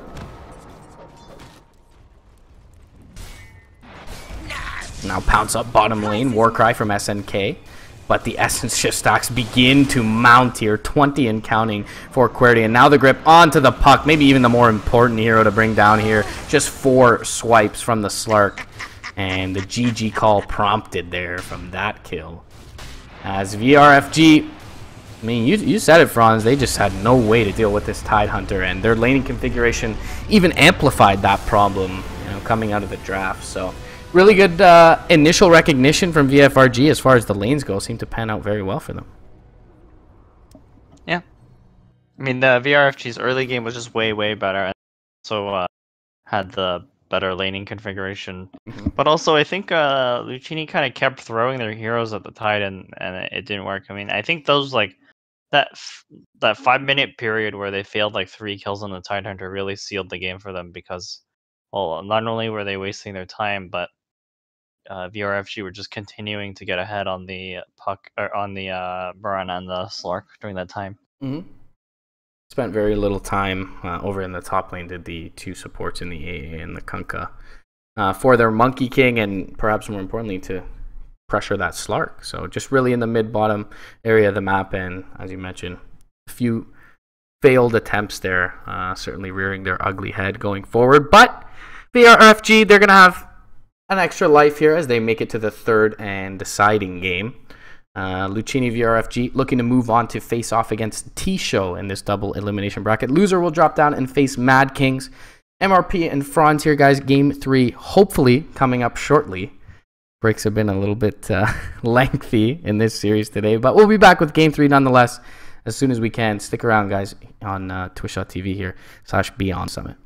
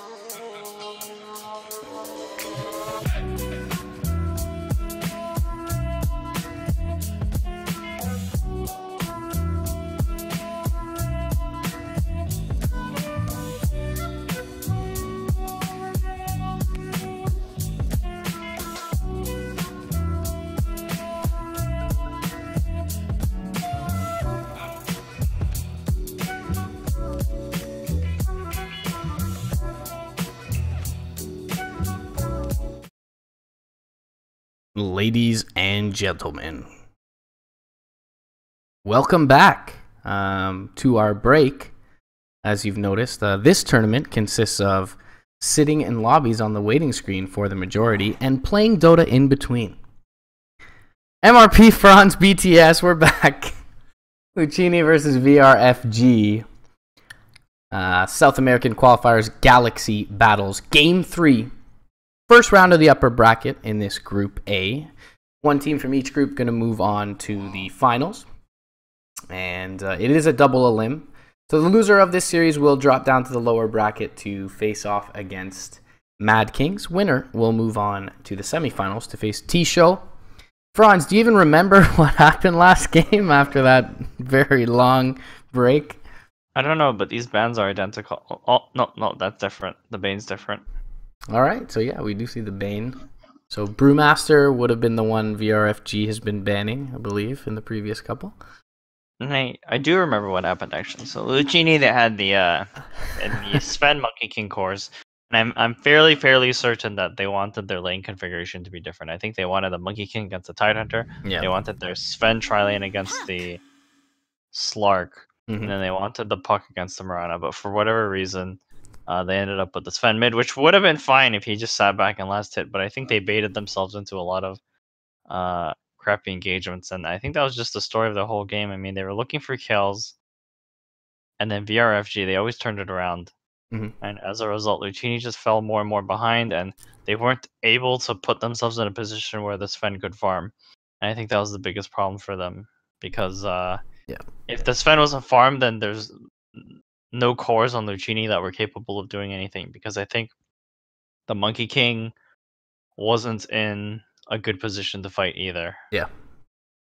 Also, by virtue of their lane choices and where they chose to present their aggression early on. I mean, the Slark had a free time, and Query got pretty much out of control. I mean, you could argue that kind of Red Moon's Tidehunter was the linchpin of the lineup, where he just sat in front of every structure unkillable and allowed them to push them down. But definitely agree with you there that the lanes certainly didn't shake down as they had planned. The one bright spot, though, for Luccini was Gion's Puck, so they're going to pick that up in the first phase. Whether it ends up going mid lane or off lane remains to be seen. Wyvern still in the pool, AA still in the pool. Neither team going to take either of those heroes. Lion going to be the response thus far from VRFG. So a lot of ways to deal with the Puck, at least early on. Yep. And Lion's not the best, I want to say. Because I think when you have a Puck player against the Lion, the Puck's pretty much always going to target the Lion in fights, especially when the Lion presents such a large issue. VRFG, they actually open up with Lion Night Stalker. This doesn't feel like the strongest support duo, but as long as VRFG are careful with the cores they select, I think they'll be fine. I think Night Stalker kind of excels in lanes where he's allowed to sit with like some other really bulky hero and like trade hits with the enemy. Right. Because Night Stalker himself doesn't get a lot done until the first night time. We definitely see the kind of Night Stalker Beastmaster, Night Stalker Undying, Night Stalker Spirit Breaker combos fairly often when he comes out this early. But with the Lion pickup, relatively unlikely to see any of those. So Luccini, they pick up Wyvern, a pretty good defensive support. So I'm uncertain who wins the matchup so far, because, you know, Night Stalker Lion, they're actually more than capable of silencing and dealing with these two heroes from Luccini, but at the same time, Luccini, these two heroes are extremely good in team fights. They're actually extremely good at setting each other up. You know, the Coil into Winter's Curse or the Winter's Curse into Puck spells are both very good. Yep. You see VRFG, they're actually banning Deuce. I think this is the second time they banned Deuce when the enemy team has a Wyvern, because like Deuce really excels at forcing the enemy team into like weird positions. Like you need to commit so many spells to kill her, and then you know, if the team with the Medusa has like a ton of counter initiation, it's always extremely difficult to deal with. Already, I was going to say already the lineup for Luccini has assembled quite a bit of counter initiation with the Puck and the Wyvern.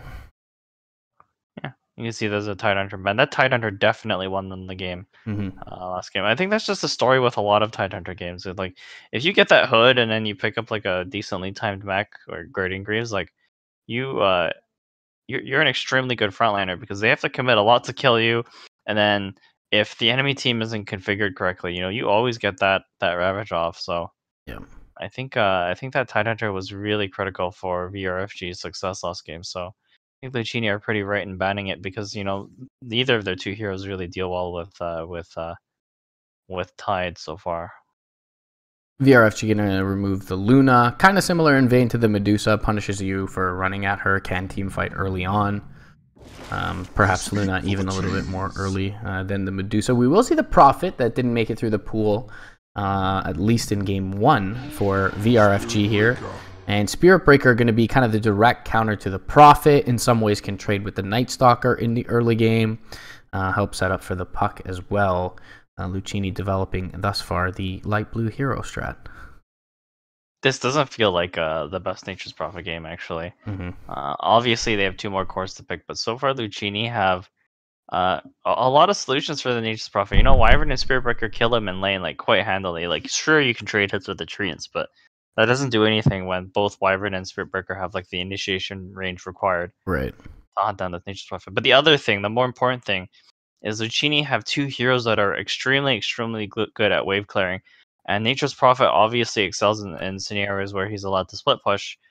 But when Luccini don't really have to commit a lot to keep their lanes out, because 2 of their heroes do it naturally, then it means that Nature's Prophet's split pushing is somewhat limited. And it puts the hero in a weird spot because that hero's only good when, or not only good, but that hero's best when you can actually force the cores from the enemy team to move into weird parts of the map. Yes, so already kind of very dicey lineup for the Prophet here. We saw the snap reaction pickup of the Spirit Breaker. Puck, Spirit Breaker good at catching the Prophet out. You mentioned Puck Wyvern, great at pushing the waves. So we mentioned kind of the lack in the very first game of Siege for VRFG as they picked up that 5th pick TA. Here they're actually going to opt for the Dragon Knight. So help kind of supplement the push from the Nature's Prophet, maybe make it a little bit more difficult for Luccini just to commit 1 or 2 heroes. And look at the full 5-on push strat perhaps at nighttime. Invoker is going to come out for Luccini's mid laner here.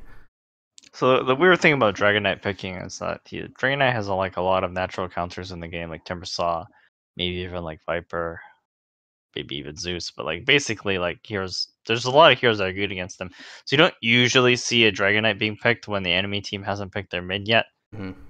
And so I think VRFG are kind of just saying that they're fully committed to a Dragon Knight sort of lineup, which is where you run around, you take towers, and you have this really tanky frontliner, and then you have Nature's Prophet to kind of help keep the lanes out while Dragon Knight wants to go for this pushing gameplay.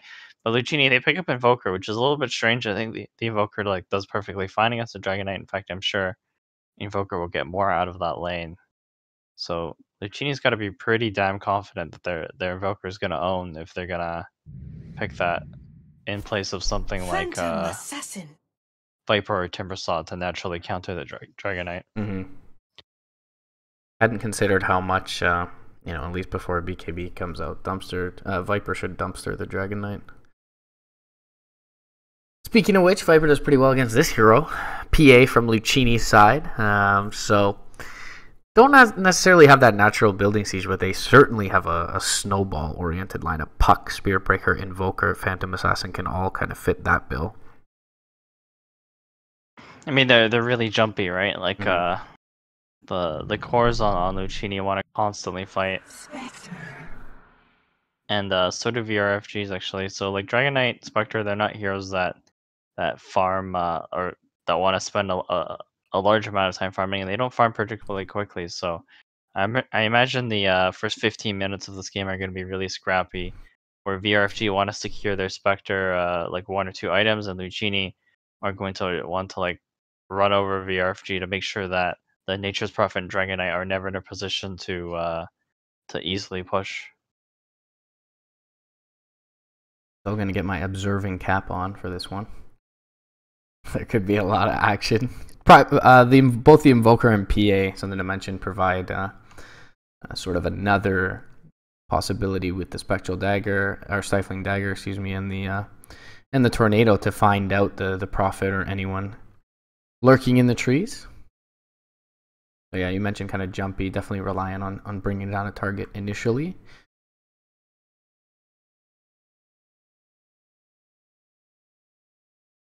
How do you feel about the Night Stalker Lion's capability to protect the Spectre in this early going? I think they'll be fine, just because Luccini's supports aren't super aggressive. Like Wyvern's a good sort of tri-laner, but I don't think Spirit Breaker and PA are the best. Especially when you have like a stun like Lion especially when the two supports on the enemy team have such spammable spells.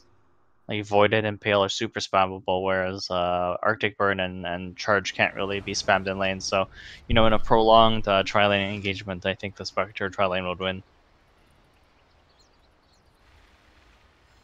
Yeah, uptime certainly on paper should play a factor there.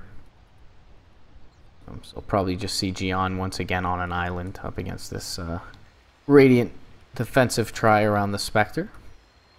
Boots first on Zool. He's been playing the kind of nomadic support for his squad all 3 games. Air Spirit, Slardar, Night Stalker. His trio of heroes.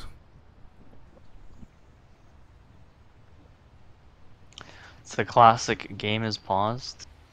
Is this a level 1 Blur Phantom Assassin against the Nature's Prophet? No, I think you take the dagger and kill him. Okay. Especially if you don't have a poor man shield, like you can't really afford to let him hit you anymore. You just gotta try to knock him out of lane quickly. The PA hero doesn't have any ways to naturally deal with the Nature's Prophet. So same like with the Tidehunter issue. Like if you don't take him out early, then he becomes a bigger nuisance, and then especially with Nature's Prophet, because he might transfer that lead to other lanes by like teleporting around and taking out your other cores. Pressure him before he pressures you. Yep. Well, especially because his pressure ramps up a lot faster. Did you know that if you remake a lobby into all picks, say like this lobby fails, or like someone accidentally Please don't say that. Hero? We've had enough issues tonight. I'm just saying. I figured this out. If you have to remake a lobby into all pick, you get mangoes for picking the bonus heroes. Intended, obviously. Yep. I guess it's Jericho's birthday. Gracias, Gohan Goku. Did you notice that? Alright, got some... Oh my lord. We got some Dragon Ball Z fans on either side.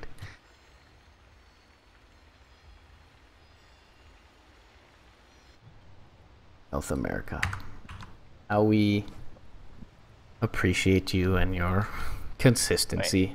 Nature's Prophet boots first. Night Stalker boots first. I noticed that, yeah. I noticed that as well. In fact, identical loadouts, even the clarity on the Night Stalker. Clarities are so good. I imagine this Night Stalker is probably going to want to start top with his Nature's Prophet just to get the lane set up, and just to get the Night Stalker some early levels, and puts him in a position to help contest some of these early bounty runes, especially because the Puck isn't in a super good position to pressure the Spectre in this offlane. Like the Puck's going to get a lot. The Puck's probably not going to die easily, but Puck's not a hero that just dumpsters Spectre. So. Imagine both teams will either run VRFG is going to want to run dual lanes, whereas Luccini are kind of committed to keeping their Wyvern and the Spirit Breaker moving around together. Not necessarily in the top lane, but they have to move around together to be maximum, or to be used to their maximum potential. Just because neither hero does like tons of amounts of damage, they're just really good at finding and completing kills. Definitely should have some kill potential once the Invoker gets a level or 2 up in the mid lane as well. I'll throw in that Cold Snap, Sunstrike. What is going on?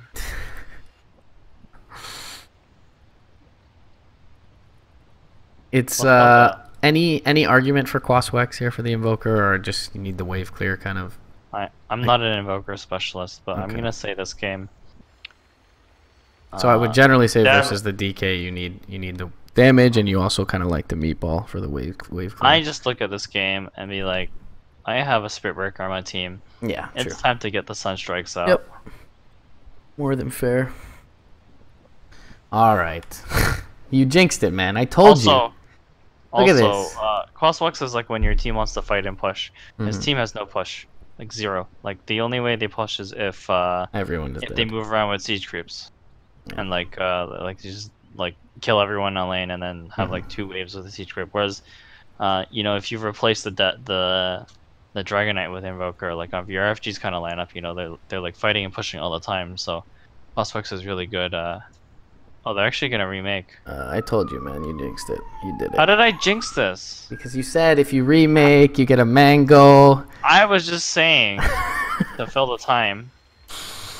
Judging by how long it's taken for lobbies to be remade after previous games, I'm cautiously I'm actually unenthusiastic. Astounded that this is happening so quickly. Yeah, because it's been a slow go for most of the night. So I agree with you there. Pleasantly agreeing in and sharing in your surprise. All right, we're in the lobby. People can see on the stream. I'm not hiding anything at this point. Don't want to throw you guys back in the wait screen yet. There are tons of fire trucks around my condo currently. So The Tim Hortons in flames. enjoy the background noise. I hope it's not the Tim Hortons. I'd much rather it be Starbucks, personally. Alright, so you and I are in the lobby. And no one else just yet. BTS casting duo, you know. We're just on the ball here. Get me off this wild ride. Oh man. This is easily the longest best of 3 I've casted in a long time. And the vast minority of it has been spent casting Dota.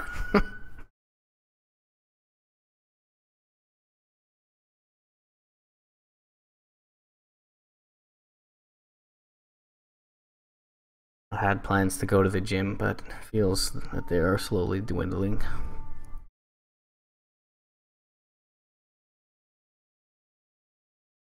Alright, so 1 of 10 players has received the memo.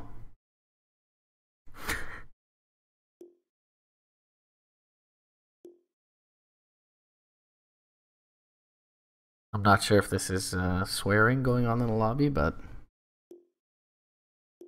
Okay.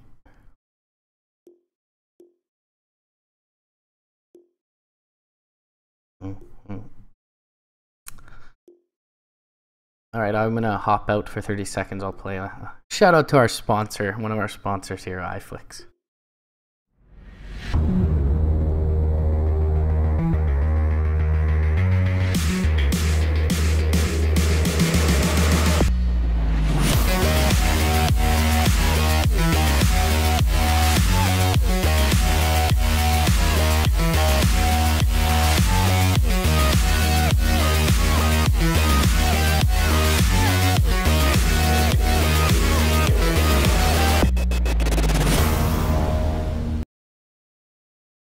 Alright, we're back and it still hasn't started. Some chatting going on in the lobby. 3 players remaining to join. 3 hours since scheduled start has elapsed. And we haven't loaded in game 3 yet. I hope I'm not showing signs of being triggered.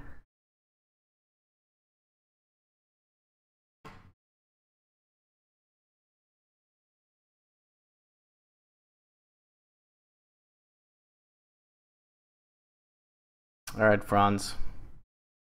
Time is nigh. Do we get the lobby started by 11 p.m. Eastern Standard Time, which for you would be 8. No, there's no way. They need a stand-in. They said someone's sick, right? They're probably messaging every person on their friends list right now. They probably don't even. I bet they don't even have the stand-in ready. You could always stand in. And then VRFG's gonna pull out the rulebook. Luccini's gonna get their stand-in, right? And then VRFG's gonna be like, "Hold up, this it's been too long." Section 3.151 says. It's no section 3. Okay. Forfeit. Here it comes.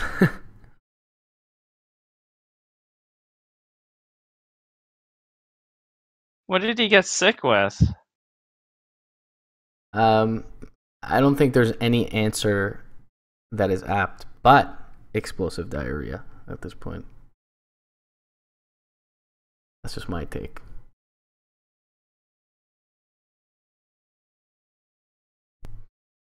What are some things that you could play a pro Dota match through, Franz? Some ailments. Everything but explosive diarrhea. So then, it has become obvious.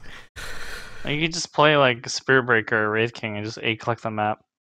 Or my Well, personal favorite, the Juggernaut Magnus. I mean, Wraith King's a 2-button hero. I don't know what Dota 2 you're playing, but... Wraith King 2-button, you buy Glove of Haste, Tango, and you just hit jungle creeps. Wait for that 9% juicy Brutal Strike 1 hit on the big creep. Your jungle is complete. And then you get the skellies, man. Feels good. Go push the tower. 1 minute, entra. I'm guessing that means he's coming in 1 minute. Problem with that is they're missing 2 players at the moment.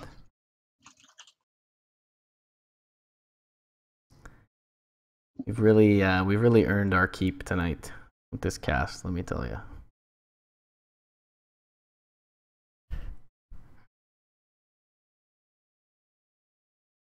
Often, the South American region considered slightly behind.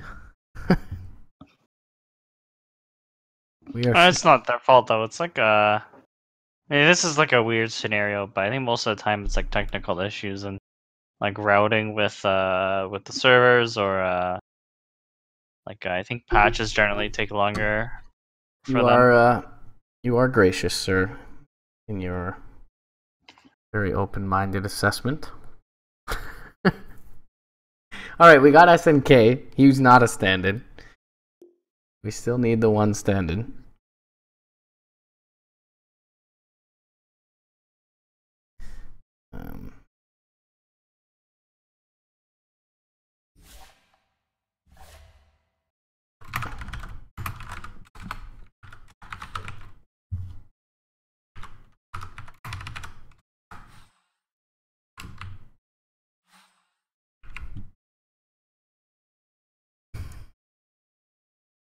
Try my best. Try my best to get this game going. Let's see if they bite.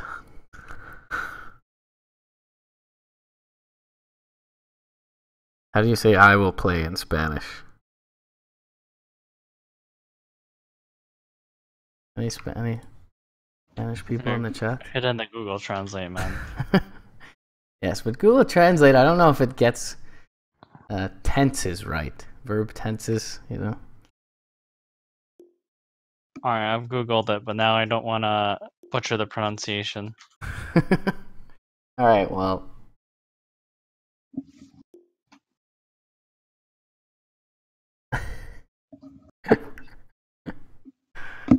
XD, indeed.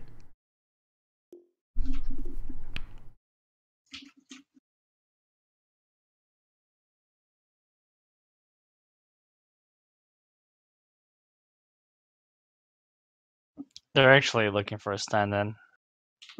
Holy moly. Did Google Translate just tell you that? No. I'm just assessing the situation. Ah, so you inferred. Infer. Genius. Well, oh! Salvation. Who's this? I don't know, but he has more MMR than me. That's for sure. He's got the anime profile picture. He's good to go. Honestly, that's all you need in We've been life. saved. I mean, top 10 anime comebacks, right? This is one of them right here. Anime avatar, 8K, There you go. ready to go. I actually don't know if he's 8K, but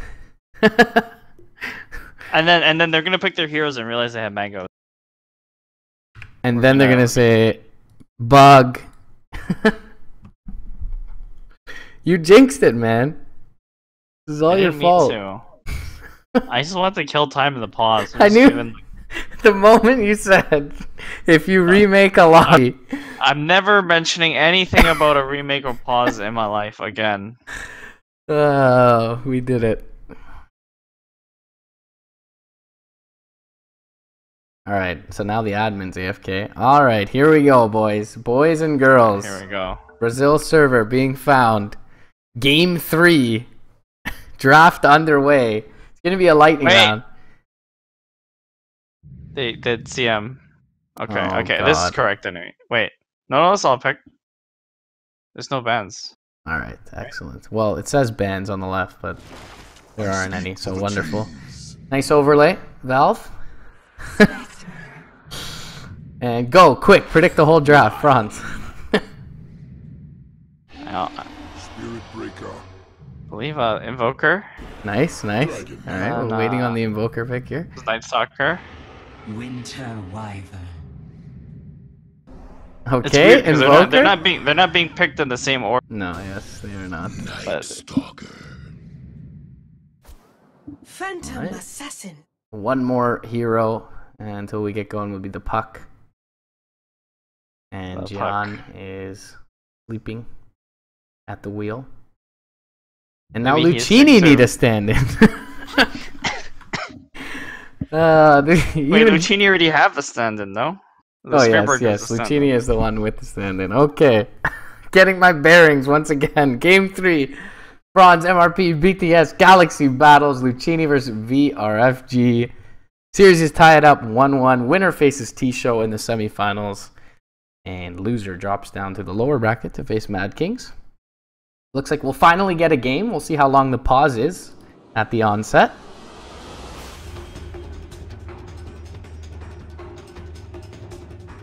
And hopefully I'm sharp enough to catch all the kills that we anticipate to be happening in the early game in this one. Alright, there's going to be a pause, of course. Oh, no mangoes. I wonder if it's different if you have a ticketed game. Good point. But are any of these heroes the... Alright, I'm gonna look. There's a high chance that they are, right? I'm looking. Yeah. None, actually, none. So, yeah, we didn't get to test it. Oh, well.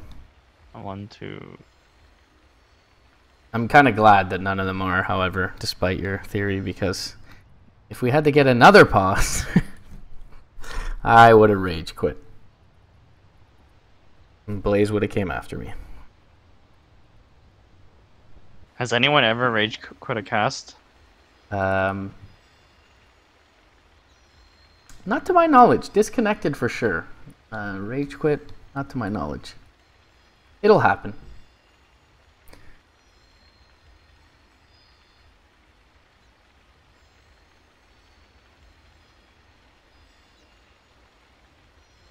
If All right, someone why are we- has, I would bet it would be a Russian caster. G, we ready, G.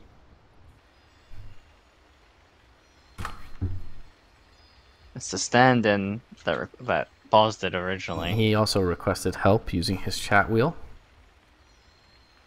What can we do like for you, sir? BRB Windows 10 automatic update. Come on, who See said you that? tomorrow. See you tomorrow. God. And then we are verifying the integrity of your hard drive. Please wait. Brother just messaged me. 12 hours later.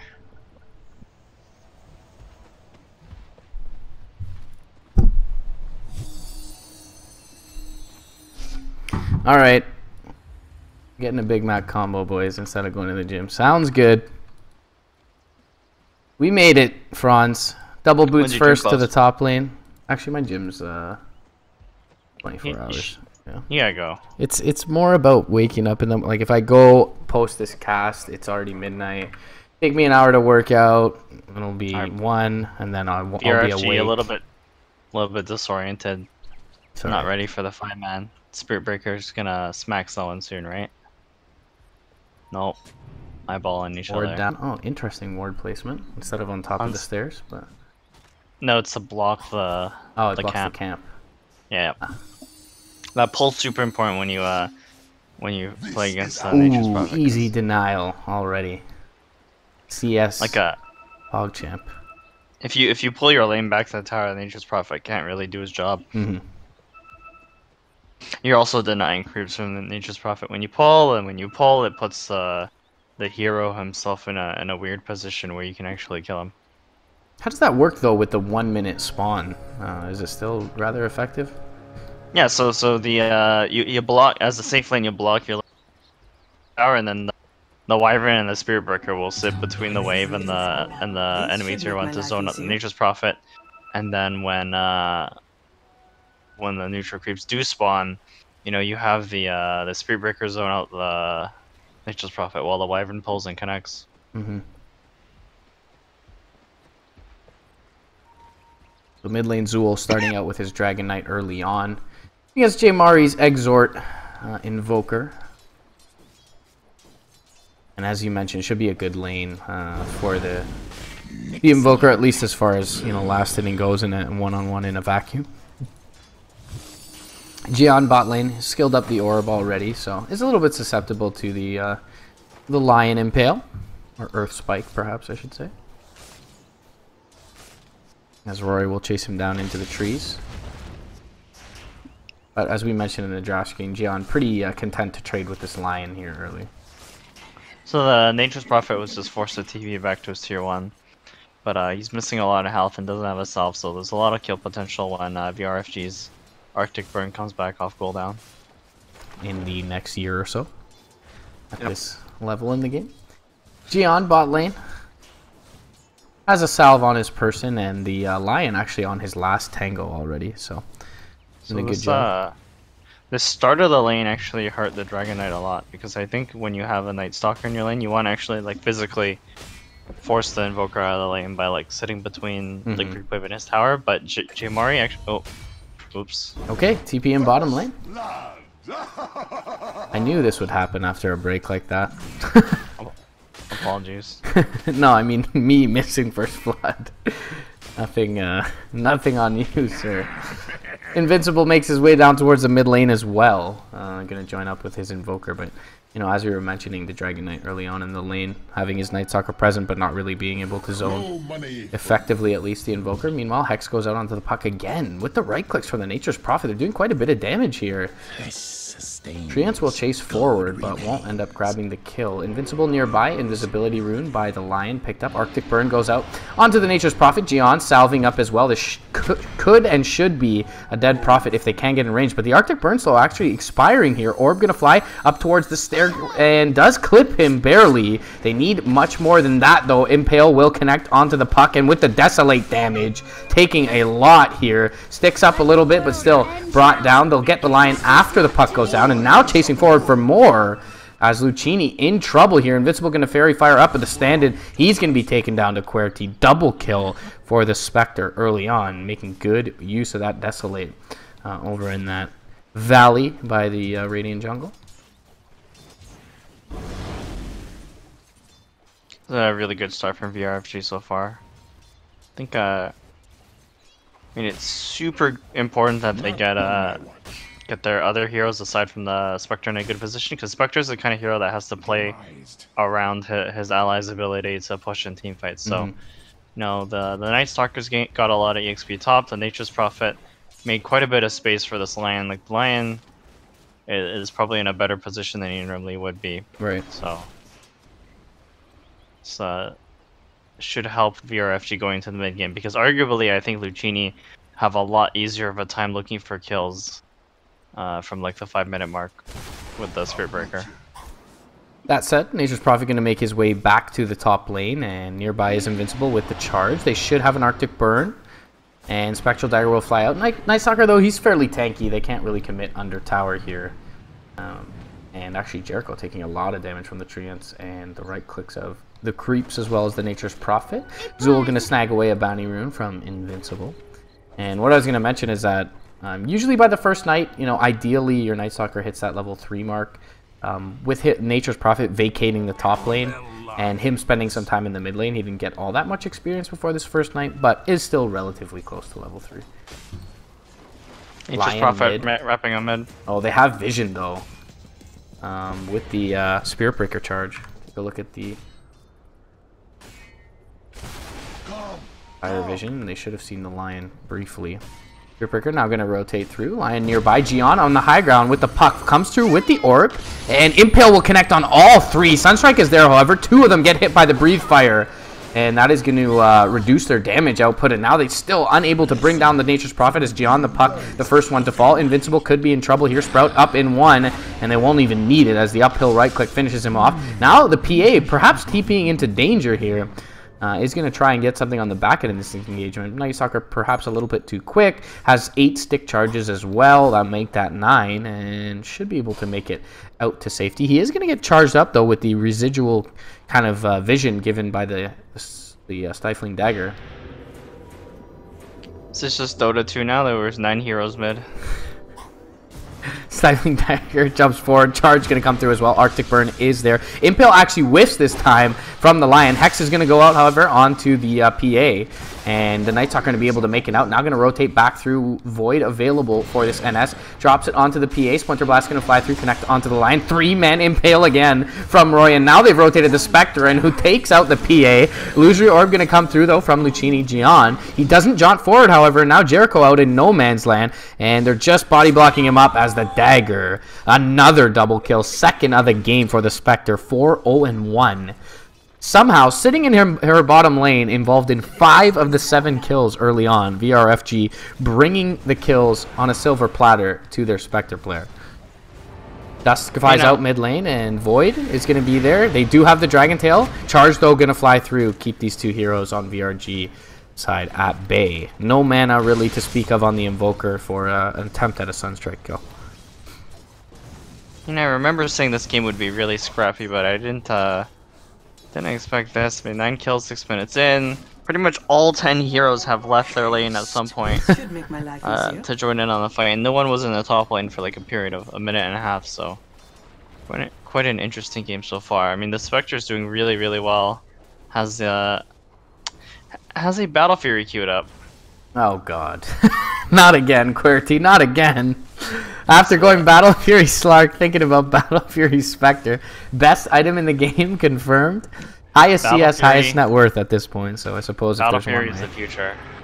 if there's one time you can afford it, I guess it would be when you're leading 7 minutes in CS and net worth as a Spectre. Charge gonna fly through top lane, Jericho. Does have the Splinter Blast level 2 as well, but the Haunt coming through from QWERTY, and with the Desolate, Void is going to be there. Jericho should be in trouble here and does end up falling. PA, they're going to rotate in and get the return kill onto the Night Stalker. 4 to go. QWERTY does have a TP to make it back down to bottom lane as he pleases. Can pick up the Void Zone at the side shot for the full Perseverance, and it does look like he'll fully commit to this very awkward Battle Fury build. Bot lane, they do get the Hex out on to the puck. Cold Embrace, though, from the south side from Jericho will keep the puck safe. And now they maybe want to press forward. Arctic Burn out onto the Lion. He'll try for the TP out. Won't make it. Orb will finish him off. Actually, the right click from Invincible post-charge will be what kills him. Now in mid lane, they go in on the Invoker with 3. And they have the Poison or Corrosive Breath from the Dragon Knight as well as the Treants here. So this tower, this tier 1 tower... seems not long for this world as Destiny begins to put the right clicks into it alongside Red Moon. Meanwhile, slow skirmish in the river as Zool picks up the Arcane Rune. I think whenever VRFG see that Puck and Wyvern are on one part of the map, I think the Nature's Prophet and Decay are going to feel like they can push another lane, especially when their Haunt's down, so they're kind of in like split push mode at the moment. Looking to eclipse the level 8 mark shortly. is that Dragon Knight bottom lane as his Dragon form looks to expire shortly. We'll get a couple of right clicks into the tower to benefit from that corrosive breath.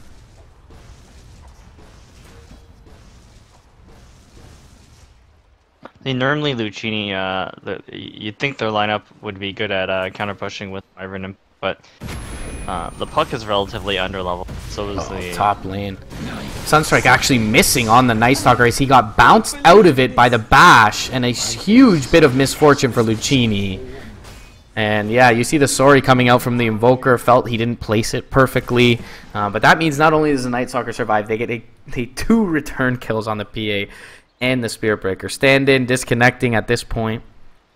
Don't know if it's a rage quit just yet, but 11-4 for VRFG. Very strong start for them here in the early game.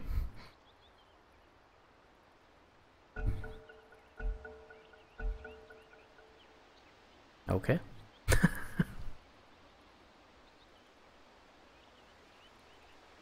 Actually, this puts the DK and Nature's Prophet in a position to push in. At minimum, you know, they force the Puck and Wyvern top, and right now the Puck and Wyvern, they're actually pressuring this bottom lane. But really, Luccini's in like a losing proposition because their PA isn't in a position to go for any kills on her own. Yeah, it takes a lot more resources for Luccini to make stuff happen than VRFG. Not only because of the gold lead, but just because of the nature of their heroes. Like this off top. Yeah, 7 seconds until the Dragon form's available already. Convening up top are the Prophet and the Dragon Knight. No one else TP in just yet. It is daytime, so certainly not as effective as a whole is the VRFG lineup. But hey, you can always TP across the map and pick up bounty runes, as the Prophet will do. He's going to get coiled up, though. Does have a TP out, and will opt to go for it. They're going to try and burst him with the Sunstrike, and they do it just barely. So they will finally grab themselves a kill in response to all the mayhem that has elapsed at the hands of VRFG. He would have lived if not for that Sunstrike, right? So I bet he wasn't thinking that would happen when he TP'd. Jump forward top lane with the Splinter Blast and the Arctic Burn. It's a quick kill on the Night Stalker. Still, though, QWERTY looking to turn, and they have the Lion nearby as well. Splinter Blast will slow him momentarily, though, and that gives enough distance for the PA to make it away. Still, though, TP in top lane, and Haunt is going to be there. They're actually going to go straight for the PA.